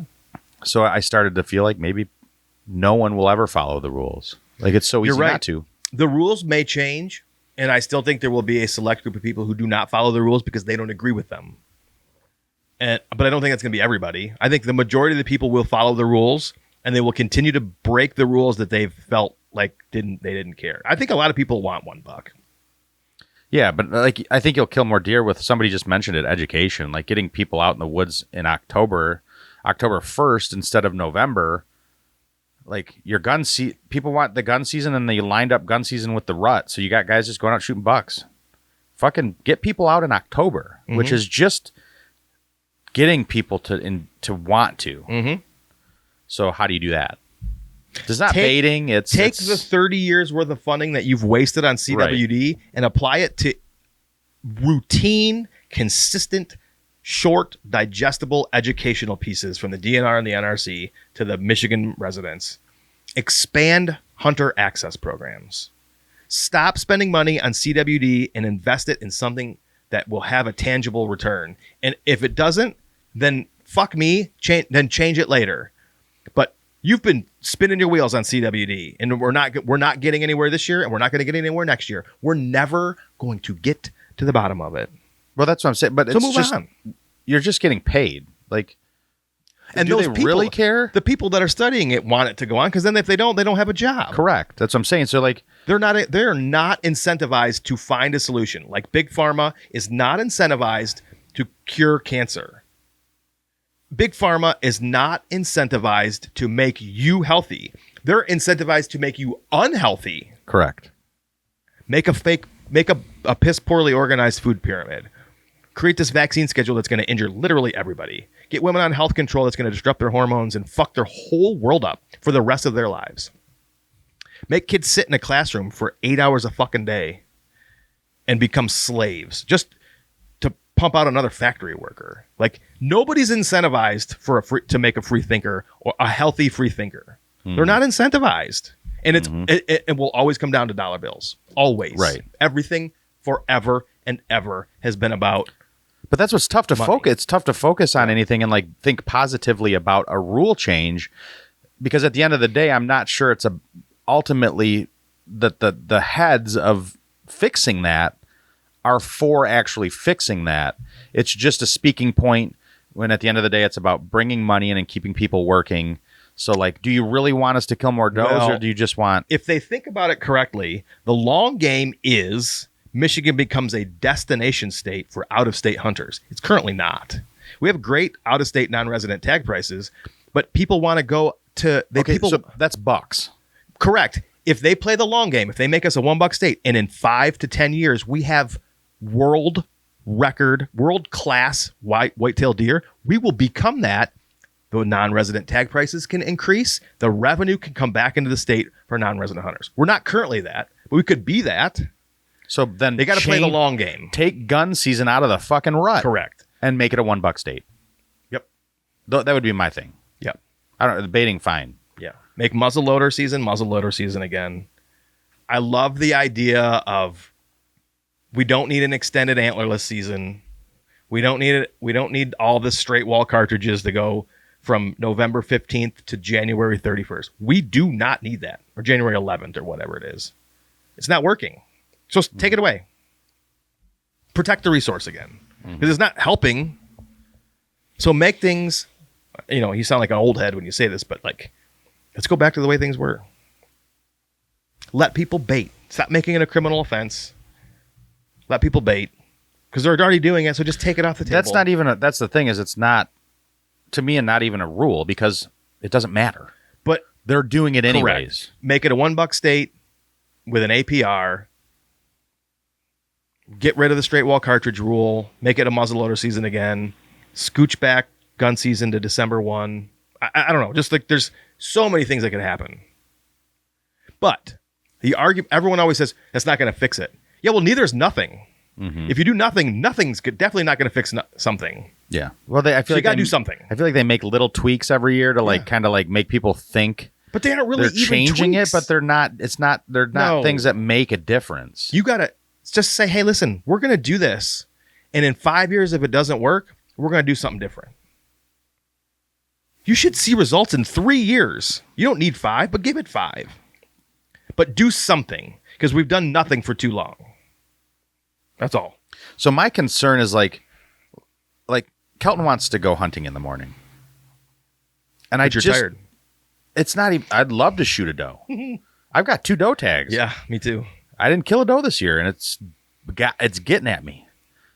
And we need meat sticks, not meat. I need meat sticks. My family wants the meat sticks. Yeah. So I kept thinking to myself, like, if I'm shooting a doe right now and they're all fetused up, what am I shooting? A doe and a fawn. It's weird to me. 2 like tags. I don't want to shoot a deer that's got a baby in it. Why? I don't know. It's weird to me. Every time you shoot a doe, you shoot an egg. You kill a doe that's full of eggs. Yeah, but so let's say they were impregnated November 1st. It is now middle of January. What are we looking at here? What if that doe and fawn were going to get hit by a car in 3 weeks and you have no idea? That's totally different than me shooting it. You're putting it to use instead of laying to waste. Yeah. I just think it's weird that. Listen, I don't want to field dress a doe and have to pull a baby deer out of there either. I do not. I've even thought about that during muzzleloader season. Like, how far along could they possibly be? Okay, 8 weeks, maybe 6 weeks at that point. Like, I wouldn't notice anything. Well, we don't cut anything open. You know what I mean? We're pulling all the insides out. At the at the end of January, it's gonna be born in 4 months. Like, you might see something. Yeah, it's interesting. And I have an interest I don't in like I'm that. not interested in that either. at all. So there's a part of me that's like, as much as I want to fill a doe tag right now, because I have it, and I just feel like every year I should be killing a doe down there. I don't think we need to. First of all, I think there's a lot of the adult does have already been slaughtered, and they're all pregnant. Right now, they're all probably with child. And if you say with child, it sounds way worse. So that's unnecessary. That's so unnecessary to me. I can't kill this doe with child. So I don't know if I really feel like going down there and shooting a doe just to get some meat sticks, because I could be taking the next Declarius Johnson. And what if you think it's a big doe at last light and it's a fucking shed buck? Yep. Dun dun dun. I mean, What if it's not you? What if Yeah. it's Clayton that does it? Kelton, Yeah. cell dweller. Yeah, he's got an itchy finger for sure. So, I don't know. And I also don't know if I want to drive down there just for a couple hours. Yeah. I hear you, brother. I totally hear you. And you mentioned this earlier, and it got me thinking. So it was part of like next year is going. I don't really want to go places where I don't have a spot I'm going to sit. Yeah. I do want to go a couple times somewhere where it's totally unknown. I think that's fun, but that's like one. I don't know. That'd be like maybe 5 to 10% of my year. Well, you'll get there and it's unknown, and you'll figure out where to go. So I'm just it'll only saying be that- unknown before you get there. My plan for next year is to really know. Like, I don't expect to draw Kansas, but I would like to apply. Yeah. Unless I'm going to Kansas, but even Kansas, I could do it. Mm-hmm. I want to know exactly where I'm going. I want to say, okay, I'm going here. I'm going to go here to this property. I'm going to sit right here today. I want that for next year. That's and I've noted.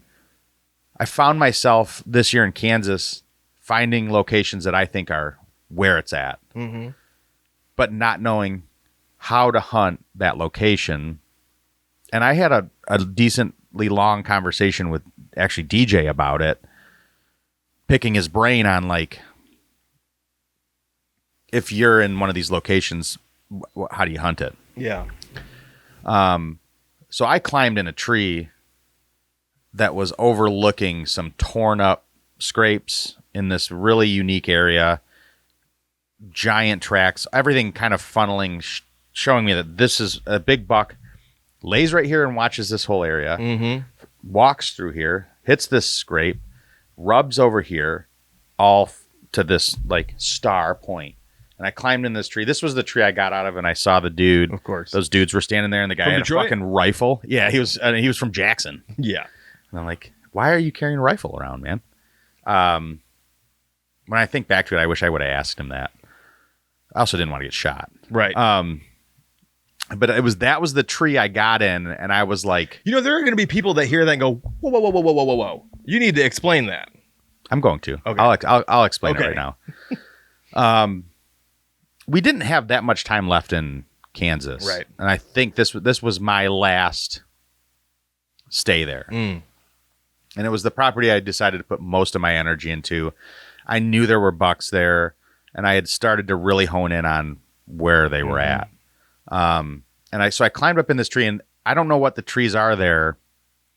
They have a lot of giant thorns. I don't know what and they're very, to called. me, I always call them like a African safari tree. People call them devil trees. I can't remember Yeah. what they're called. They're Black locust, maybe? short trunked, and then it's a bunch Like of you. it like funnels off into a bunch of different branches. A lot of like the hedge apple trees that Yeah. like DJ was talking about quite a bit. Except they have these terrible thorns Yes, they do. that have ripped me to pieces. So anyways, I got up in this tree and probably didn't need to use my saddle platform, but I put it up anyways on a really goofy angle to just put my feet on, and then I was leaning against one of the trunks. Do you got it? I think it's a black locust. Oh, okay. They're not tall. You can climb. Yeah. I climbed up in this one. Yeah. Didn't need sticks. And I strapped myself into the tree just in case I did fall out of it. And I had like one lane to shoot, very minimal space to where I, expect Yeah. a buck to walk. And after being there and being uncomfortable for a minute and talking myself out of it, I got down. And so I'll just tackle this right now. As I literally jumped down from the tree to the ground, behind me was the entrance to this point. And in this point was a pond, tons of deer traffic. And the point was like these tiny, almost like black walnuts, but a bunch of tiny trees that I know there was a buck in there because I bumped him out of there the one day. I just didn't see it. But you could almost hear the antlers hitting everything as it ran out of there. And it was down in this like ditch that you almost couldn't see in. There was trash down in there. But the point was just these really thin trees, like basically a house of thin trees. And you could see beds in there. And it's right on a point. So it's collecting everything from all these fields. Well, as you walk down that edge of that point, as it kind of funnels down into this area. Oh, no. Oh, no. Aquarius. I knew I saw something. Where'd the other one go? I don't know. There's these two dudes walking the edge. It's because there's a field right behind me, and the deer are walking right in there, rubbing all these little trees. So I look over, and they're 20 yards behind me. They didn't see me, and I have no idea how because I just jumped out of a tree, and it's pretty open. And I said, "Lucky you didn't get fucking shot." Very true. They were wearing regular clothes. The one kid was younger, and he had on, and by younger I would say college age, he had on jeans and a tucked-in T-shirt. Not hunting. He had nothing in his hands other than his phone he was looking at. He was looking down at his phone. The guy next to him had a sweatshirt, hoodie sweatshirt, black sweatshirt, and pants on, and was carrying a rifle. It's not gun season. Correct. This is mid-October, mid-November. But in Kansas. you can like bird hunt. You can small game hunt. Yeah, sure. But not with a rifle. Right. He had very, very clearly had a rifle. Sure. And but right when I looked over at him, so that they knew I was there, I was like, "How's it going?" You know how I am. Yeah. Like I'm not real like dicky. Yeah. I try and be as friendly as possible. And scared the shit out of the kid looking at his phone. He was like, he jumped and looked at me. And I'm like, I can't believe instantly, I'm like, these guys don't know. I didn't even know I was sitting right here. So we got into a conversation. You know, I don't know what the main question was or just how's it going. And the guy with the gun was like, "Oh, I'm just out here looking for my Detroit hat I dropped the other day." Odd that he said Detroit hat. Mm-hmm. He's like, "I dropped it the other day and I can't find it, so I'm just backtracking." I'm like, "Okay, so we're way out here." I mean, it's a decent. You are hundreds of yards off the road. Yeah, I'm like, dude, you walked this far at 4:00, 3:30 in the afternoon during hunting season with a rifle to find your hat. That is very specifically told to me that it's a Detroit hat. Yeah. You probably saw my license plate because my truck's parked by the road. The other kid was very nice. Like, "Oh, you know," I think he asked me how my hunt was going, and we got into a conversation. I said, "Are you guys from Michigan?" And he said, "Yep." And I said, "Me too." And I said, "Where are you from?" And he said, "Jackson." I was like, "Oh, okay, I know it pretty well." And he said, "What about you?" And I said, "Fenton," you know, and they didn't know where that was, which it's not that far, hour and a half. But anyways, and then we were on with our day. I never saw what they ended up doing, and I went. Oh, they got the fuck out of there because they were trying to poach a deer. Yeah. So after I thought about it and I was walking back, I was like, "Oh, let's fuck it." They were up to no fucking good. Totally up to no good. But anyways, I started thinking the rest of the season about, like, as I listened to more and more and got into more like people that I respect and how they hunt, that a lot of them are hunting these spots that I normally avoid because I'm not comfortable with. There's not enough shooting lanes. And I think, like, one specifically, the fella got himself into some trouble because he didn't have enough shooting lanes. That fella being DJ was fella. I think he's it was one of the things he wished he had was more shooting lanes. But Yeah. I started to notice, like, in my mind that I will get out of trees, even if I think it's a good location, because it's not open enough for me. And I think I should be hunting more of those trees. Yeah. That took me years to figure out. Yeah. And so I avoided some really good areas in Kansas because I didn't know how to properly hunt them. And now I think that's one of the things I'm going to take with me into next year is I'm going to if I feel like it's a good, like this is where the bucks are going to be, I'm going to sit there. Yeah. I'm going to figure out how to hunt it. Sorry, that those things are stuck on there, and that feel like shit's you're like picking on your my nose and wiping your butt. No, it's the glue that keeps these nose pookies on. Yeah. Nose pookie. They fell off. That's Anyways, the scientific word for them. Nose pookie. that was one of my notes. Is like I'm still not good. Like, you know what I mean? Like, I there's a lot of things I don't do that I should be doing. That to me, you know, when you think about something in the past and you're like, why didn't I think of that? Oh, I do it every season. You know, I just did it. I do it almost every day until I and move that's on. learning from Yeah. fucking up, right? Like, I think about that deer in Kansas several times a week. yeah. And it's just every deer that I fuck up. Like, I should have more bucks on the wall because I don't want to find them a year later. Yeah, it's not as cool. But I don't think you can avoid that's going to happen forever. It will. You know, it doesn't have to happen all the time. There's but it will I don't happen. think there's a single person in the world that doesn't. If you hunt, you are going to fuck a shot up. You are going to not find a deer. 100%. It's going to always happen. Yep. But it's you're learning from that. You're taking all those little things. So every time you look back on that, you're learning what you're going to do next time. And then there'll be a new thing. Well, that's what Andy was talking about, is failing forward. Yeah. You know, just learn. Just learn. But hey, what worked? What didn't work? And what do I have control over? So for me, I have control over the way that I react to things and the amount of effort that I put in.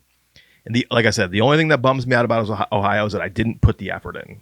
Mm-hmm. And whatever. I got some trail camera data, and I think that those are spots will produce deer every year, and it's just a matter of me being there at the right time. Mm-hmm. Period. It's the only thing I can control. And then learning from that and then recalibrating for the next year. That's all you can do, man. You can't beat yourself up over everything. No, I wrote Ohio off. Like I said, I think about that deer in Kansas all the time. I think about how much data I processed on how to kill that deer that day. Mm-hmm. And I go through it. I remembered vividly. I go through it a lot. And everything in my brain said, it is the most perfect opportunity to shoot. You have already ranged that shrub. Do the math visually and account for how far he is off of it. Just because you can't range him. Just because you can't range him, do what you can do, which is, I know how far that shrub is. He's behind it. Do the math in your head. He's looking away, broadside, calm. He doesn't know you're here. He has no idea. Completely clueless. There's no wind. He could have turned and walked right to me where I never would have been able to draw because he would have been looking right at me. He could have turned the other way and gone the other way. This deer was broadside, looking away. I just couldn't range him. I don't know that I would ever make that decision differently. I just misjudged the distance and shot under him. So would you say, like, and I ask this because this is something I go through, in a split-second decision, you have to decide whether you think this is it or you can wait. Like, as far as, like, yeah, you have to shoot. I often go in my mind, if I don't shoot him right now, I'm never going to get another shot at any deer ever again in my life. Like, it's going to be the one and only buck. He's going to stand right there, and he's leaving from this point on if I don't shoot right now. So this was not the end of my trip. And for that reason, and I was able to watch him for several minutes before I took the shot. I went through all of that. Is this a shooter? Am I going to shoot this deer? Which way is he going? What time is it? How much time do I have? What's he going to do? I went through all of it. And I settled on this. I'm shooting this deer. When he was turned broadside, looking away from me, I'm like, it doesn't get any better this. He will not duck because he doesn't even know that I'm here. He's not on high alert. He's calm. Everything was perfect. I screwed up. Mm-hmm. Think about that all the time. He wasn't even so far away that it was But you know risky. the one thing you did wrong? I mean, do you know, like, the main... Yeah, I was wrong on how far he was away from the... You misjudged the main... He was further than I thought. Which is you went low. I shot under his belly and just clipped it. Yeah. And so I absolutely, there are factors that I could have gotten to. I have 3 more days. I'll just keep hunting this property. But it was so perfect that I just don't think I did anything wrong than misjudge the distance. So but I think about it a lot. I do that. I'm like, what if he would have curled and walked right in front of me? I would have had a 5-yard shot. And then I parlay and go, oh, yeah, but he'd have been 5 yards. You were wide open. You wouldn't have been able to draw. Or I would have had to have drawn and then held it and held it and held it. And would that have fucked me up? Or what if he would have went the other way? He would have walked into the woods and been totally fucking gone. I think about all that. And I settle on, I made the right decision. I screwed up. Right. And it fucking sucks. Yeah. Although it was exciting. Still cool. It was still cool. It's still fucking cool. It was still exciting. I shit on a tree that day and cut my sleeves off and wiped my ass, climbed in a tree and then shot a buck. And that was also, I realized how mentally interesting it is when that was the day I left. Yeah. And I didn't think much of it. I was texting you and I'm like, I had walked a couple miles and still didn't. It was one of those days I didn't know where I was going to sit. I had no intel and I was beat. And I said, I'm fucking done. If I leave right now, I can get a good head start on the night. Yep. Be home in the morning. And I realized, so that was probably interesting mentally for no other reason than it's just weird. Yeah. Because we weren't hunting together. No. But the day you left, we were hunting the last trip. You left like 30 minutes before me. Yeah. It felt weird. I was sitting in the tree still, and you said, all right, I'm out. I was like, this is fucking weird. If I shoot a deer, I'm all by myself. I was going to come by myself anyways. Gross. Like, it just felt weird. Yeah. And I can't explain why. I would have still shot a deer and done what I needed to do, but like, I don't know. Maybe you thought that you were going to be the one that burnt out at first. I think you just know that like you're a phone call away. You'll meet me over here, and it's going to be cool. You'll help me get the deer. I was so far out there that day in a weird walk. So that was the day. So I walked back to the car and took a picture of this. It was super foggy that morning in Kansas, and I walked out in the dark, headlamp, and I walked down the road, and I knew where I was. I'd been here before, but there's like tall grass along the road, and I have to cut through that to jump over a fence. And I walk a little bit down the road, and as I was walking by the tall grass, I'm like, this shit is thick. I would look to the right, I'm like, I can't even see in there. And when I left that day, it was obviously daylight at that moment. It was like noon or 11 o'clock. It was like a single line, very thin, tall grass that I could poke my finger through, and it was wide open, like nothing behind it. Yeah. But in the morning, you couldn't see anything. Everything looked so dense and thick, and I'm like, holy shit, what is going on? Yeah. So it's very weird how your mind can play tricks on you that way. But it was just long story long, it was a very mentally interesting to know you left even though we weren't hunting together. Yeah. And I don't know why that was. I think I'm your pacifier. Yeah, I was sucking on that like a mama's titty. No. Some chocolate milk. No, I just think it was like, it was just. It's a mindset. It was the first motion of like closing the chapter this year on Kansas. It was like, oh, Brett's not coming back. He's done and going home. I'm next. But it's also just, I'm by myself. Yeah. I'm in a foreign land by myself. Oh, you'd bet that was your third time there. You didn't feel that way at all when I left the first time? Like, I think it's mental. I think my mentality is, if you go by yourself, you know you're there by yourself. You've already gotten yourself into this mindset. Okay. But knowing you're an hour away, you still feel like you have somebody there with you that you're hunting with, even though you're not on the same property. I've done it way more than you. That's why. Correct. Yeah. So like my mentality was, I was still hunting with somebody in a way, even though we were on different properties. So when you said it felt very interesting to know, like, okay, I'm here on my own now. So the other day, the kids were like, "Don't you get nervous that something's going to jump out of the grass and bite you?" And I was like, "No, I don't. I never think something's going to attack me. But the one thing I don't like is walking in the dark in strange lands. Like that's the only thing I don't like. I don't think anybody does. I don't mind being alone. I've done it a lot. The only thing I don't like is I don't like being in the dark and having that risk of getting lost. And I have so many things at my disposal to keep me from getting lost. Even in Ohio, where there's no cell service, I have pre-downloaded the maps on my Onyx. I know exactly where I'm at. Yeah. I may drift a little bit, but I know exactly where I'm at. Right. But it's the only thing I don't like. So I know I don't mind being alone. But I don't either. It's just Yeah. it plays with your head. Yeah. But yeah, I don't know.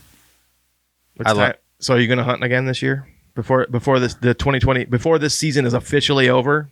Well, I have Saturday and Sunday. Yeah. For me. Well, I mean, you can hunt around here, Oakland, Wayne, Macomb. I know, but I don't know. I don't really. To me, it's. I know that they extended the season, but it's done. I'm done. Yeah.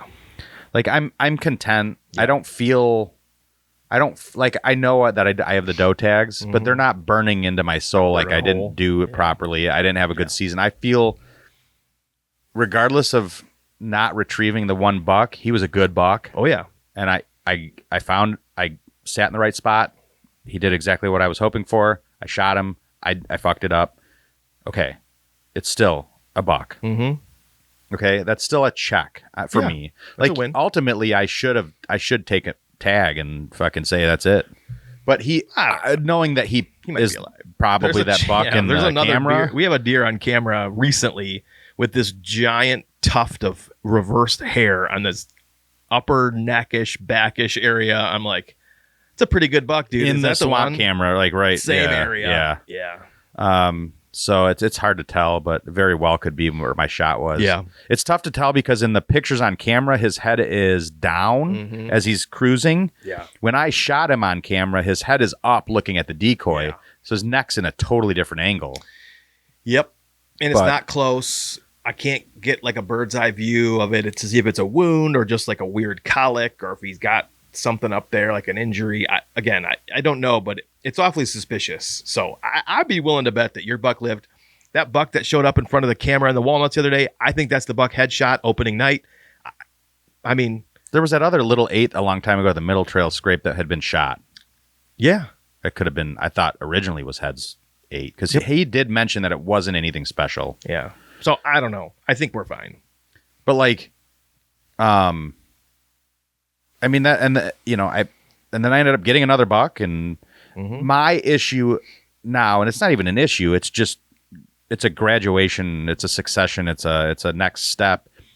Is as I put the deer on the wall, and in particular after shooting the one in 24 that we lost, and getting him back this year, and kind of having full circle on that, and seeing his head on my wall, I am really craving the next step. And like a lot of times you'll say, I feel like I skipped a whole section of like 140s. You know what I mean? Like 130s, 140s, 150s. I did. Yeah, because you basically went from the North Adams deer, which is the North Adams deer, to... Which is, so everybody knows, 115 to 120 inch 8-point. That's a North Adams. That's a Hillsdale... Yeah. I mean, they get bigger than that, but that's what we've got lots of. Yeah. 2-year 164 or whatever. Yeah. And so like that whole, like I want to take the next step. I want to see the 130. I want to shoot a 130. I want to pull 140. I've ever seen a 130, a 140, or a 150 on the hoof. Mm-hmm. Oh, yes, I have. That deer in Kansas this year was definitely that big. You thought he may be bigger than the one you shot in Illinois. Yeah, I guess I have. I just not while I'm hunting though. Like I've never been in a tree and had like a 140 walk through and be like, he'll be good next year. Like that doesn't happen to me. Yeah. We had a nice buck on camera this year. No idea where he went. Yeah, there's a lot of them. Yeah. There's quite a few deer, and I think they're there. Yeah. I got a feeling that a lot of our good bucks were not shot this year. I think so too. I think there is a hidey hole somewhere by us, and we don't know where it's at. Honestly, it could be right under our fucking noses. It could be. Yeah. There's buck tracks I found in spots that we never sit. No. Like the main road, right into our pine line. Yep. We never sit there. Never. And those could be middle of the night tracks. Mm-hmm. But anyways, I don't know. I just feel very much like I gotta figure out how to get to the next step. Yep. And I don't know if it's too quick for me to think that, but that's just what I feel ready for. I don't think it's too quick. So, and I don't expect. I just don't. like you said, I never see, like, I've never thought to myself, I'm gonna let him go till next. Like, I've never had that my entire life. So when I hear people talk about that, it's crazy to me. Yeah. Like, oh, he could use another couple. There are years. times where I don't feel that either. Like, I just, if I see one that gets me excited and he looks just like all the other ones, I still get excited.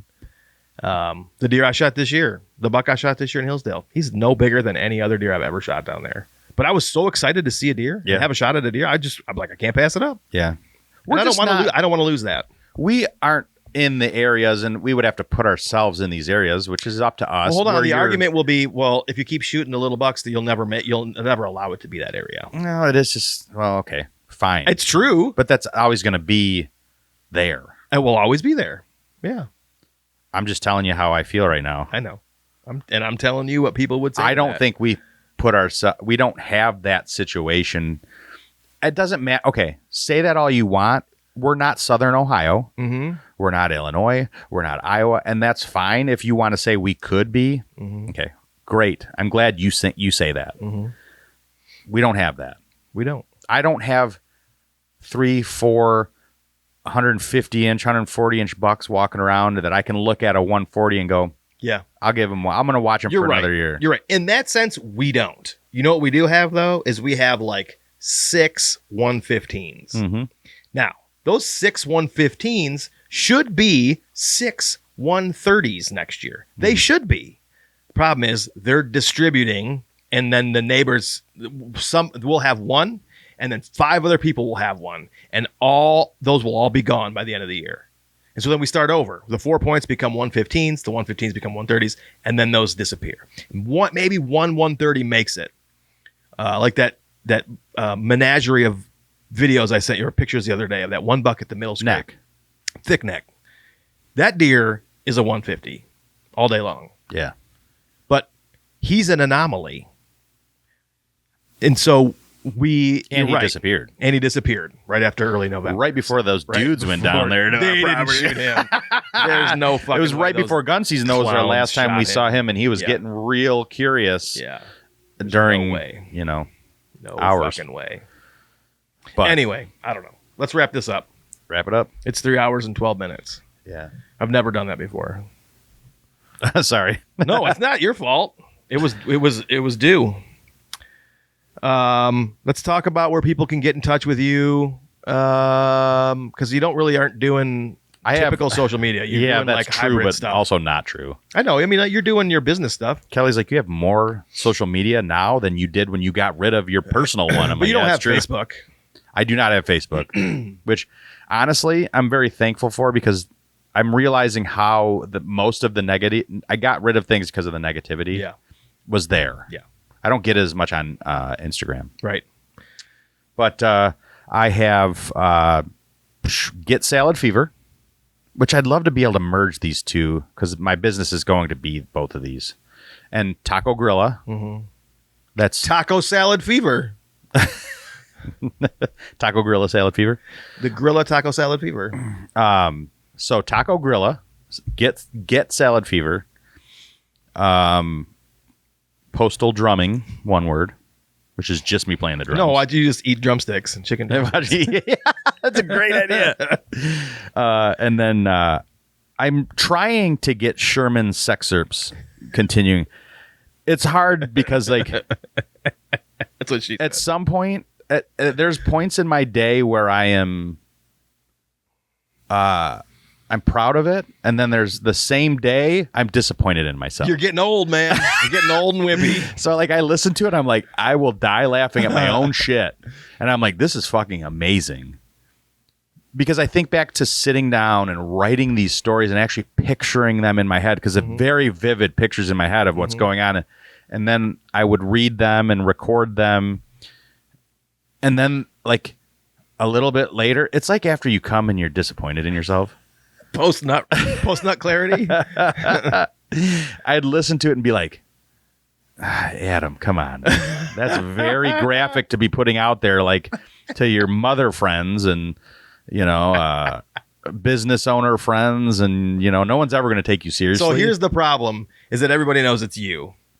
Yeah. And so if you were to somehow rebrand, the problem is Sherman is Sherman is Sherman is Sherman is Sherman. Like, you can't change who Sherman is. Right. And so somehow you've got to disassociate yourself with that. And I don't think you can do it. But he should not be lost. I'm not sure people He's a know national it's treasure. me. They do now. Like, if they follow Taco Grilla and I add them on Sherman's sex herps, it doesn't say anything about me. It's your voice. No, I'm Sherman. Okay. You get what I'm saying? They do. A lot of those people just know my food. They don't know me personally. And then they're listening to the Sherman going to get his fucking nails done. His ass ate at a His ass ate out. Yeah. And spit on. Yes. So it's interesting because I'm trying to continue that. So I would really, I mean, if you guys are interested in weird Hot shit. Butter still gets 100 downloads every month, and I don't know how. That's I don't know how people are still finding Hot Butter and listening to it. Yeah, which Sherman's sex herps was born from Hot Butter. Yeah. Hot Butter Podcast on all of your favorite podcasting platforms. You can find some really great stuff from our early days there. Mm-hmm. And some really bad stuff, too. I was thinking about something the other day. We titled a podcast called Fort Finger Bang. Just go through the titles. Yeah. You can literally just go look at what we titled everything. And it's amazing. And to know that was pulled from something we discussed. Yeah. Anyway, thanks everybody for listening. It's been a longie. If you stuck around for the last 3 hours, we appreciate you very much. Mm-hmm. And we will talk to you all later. Bye. Yes.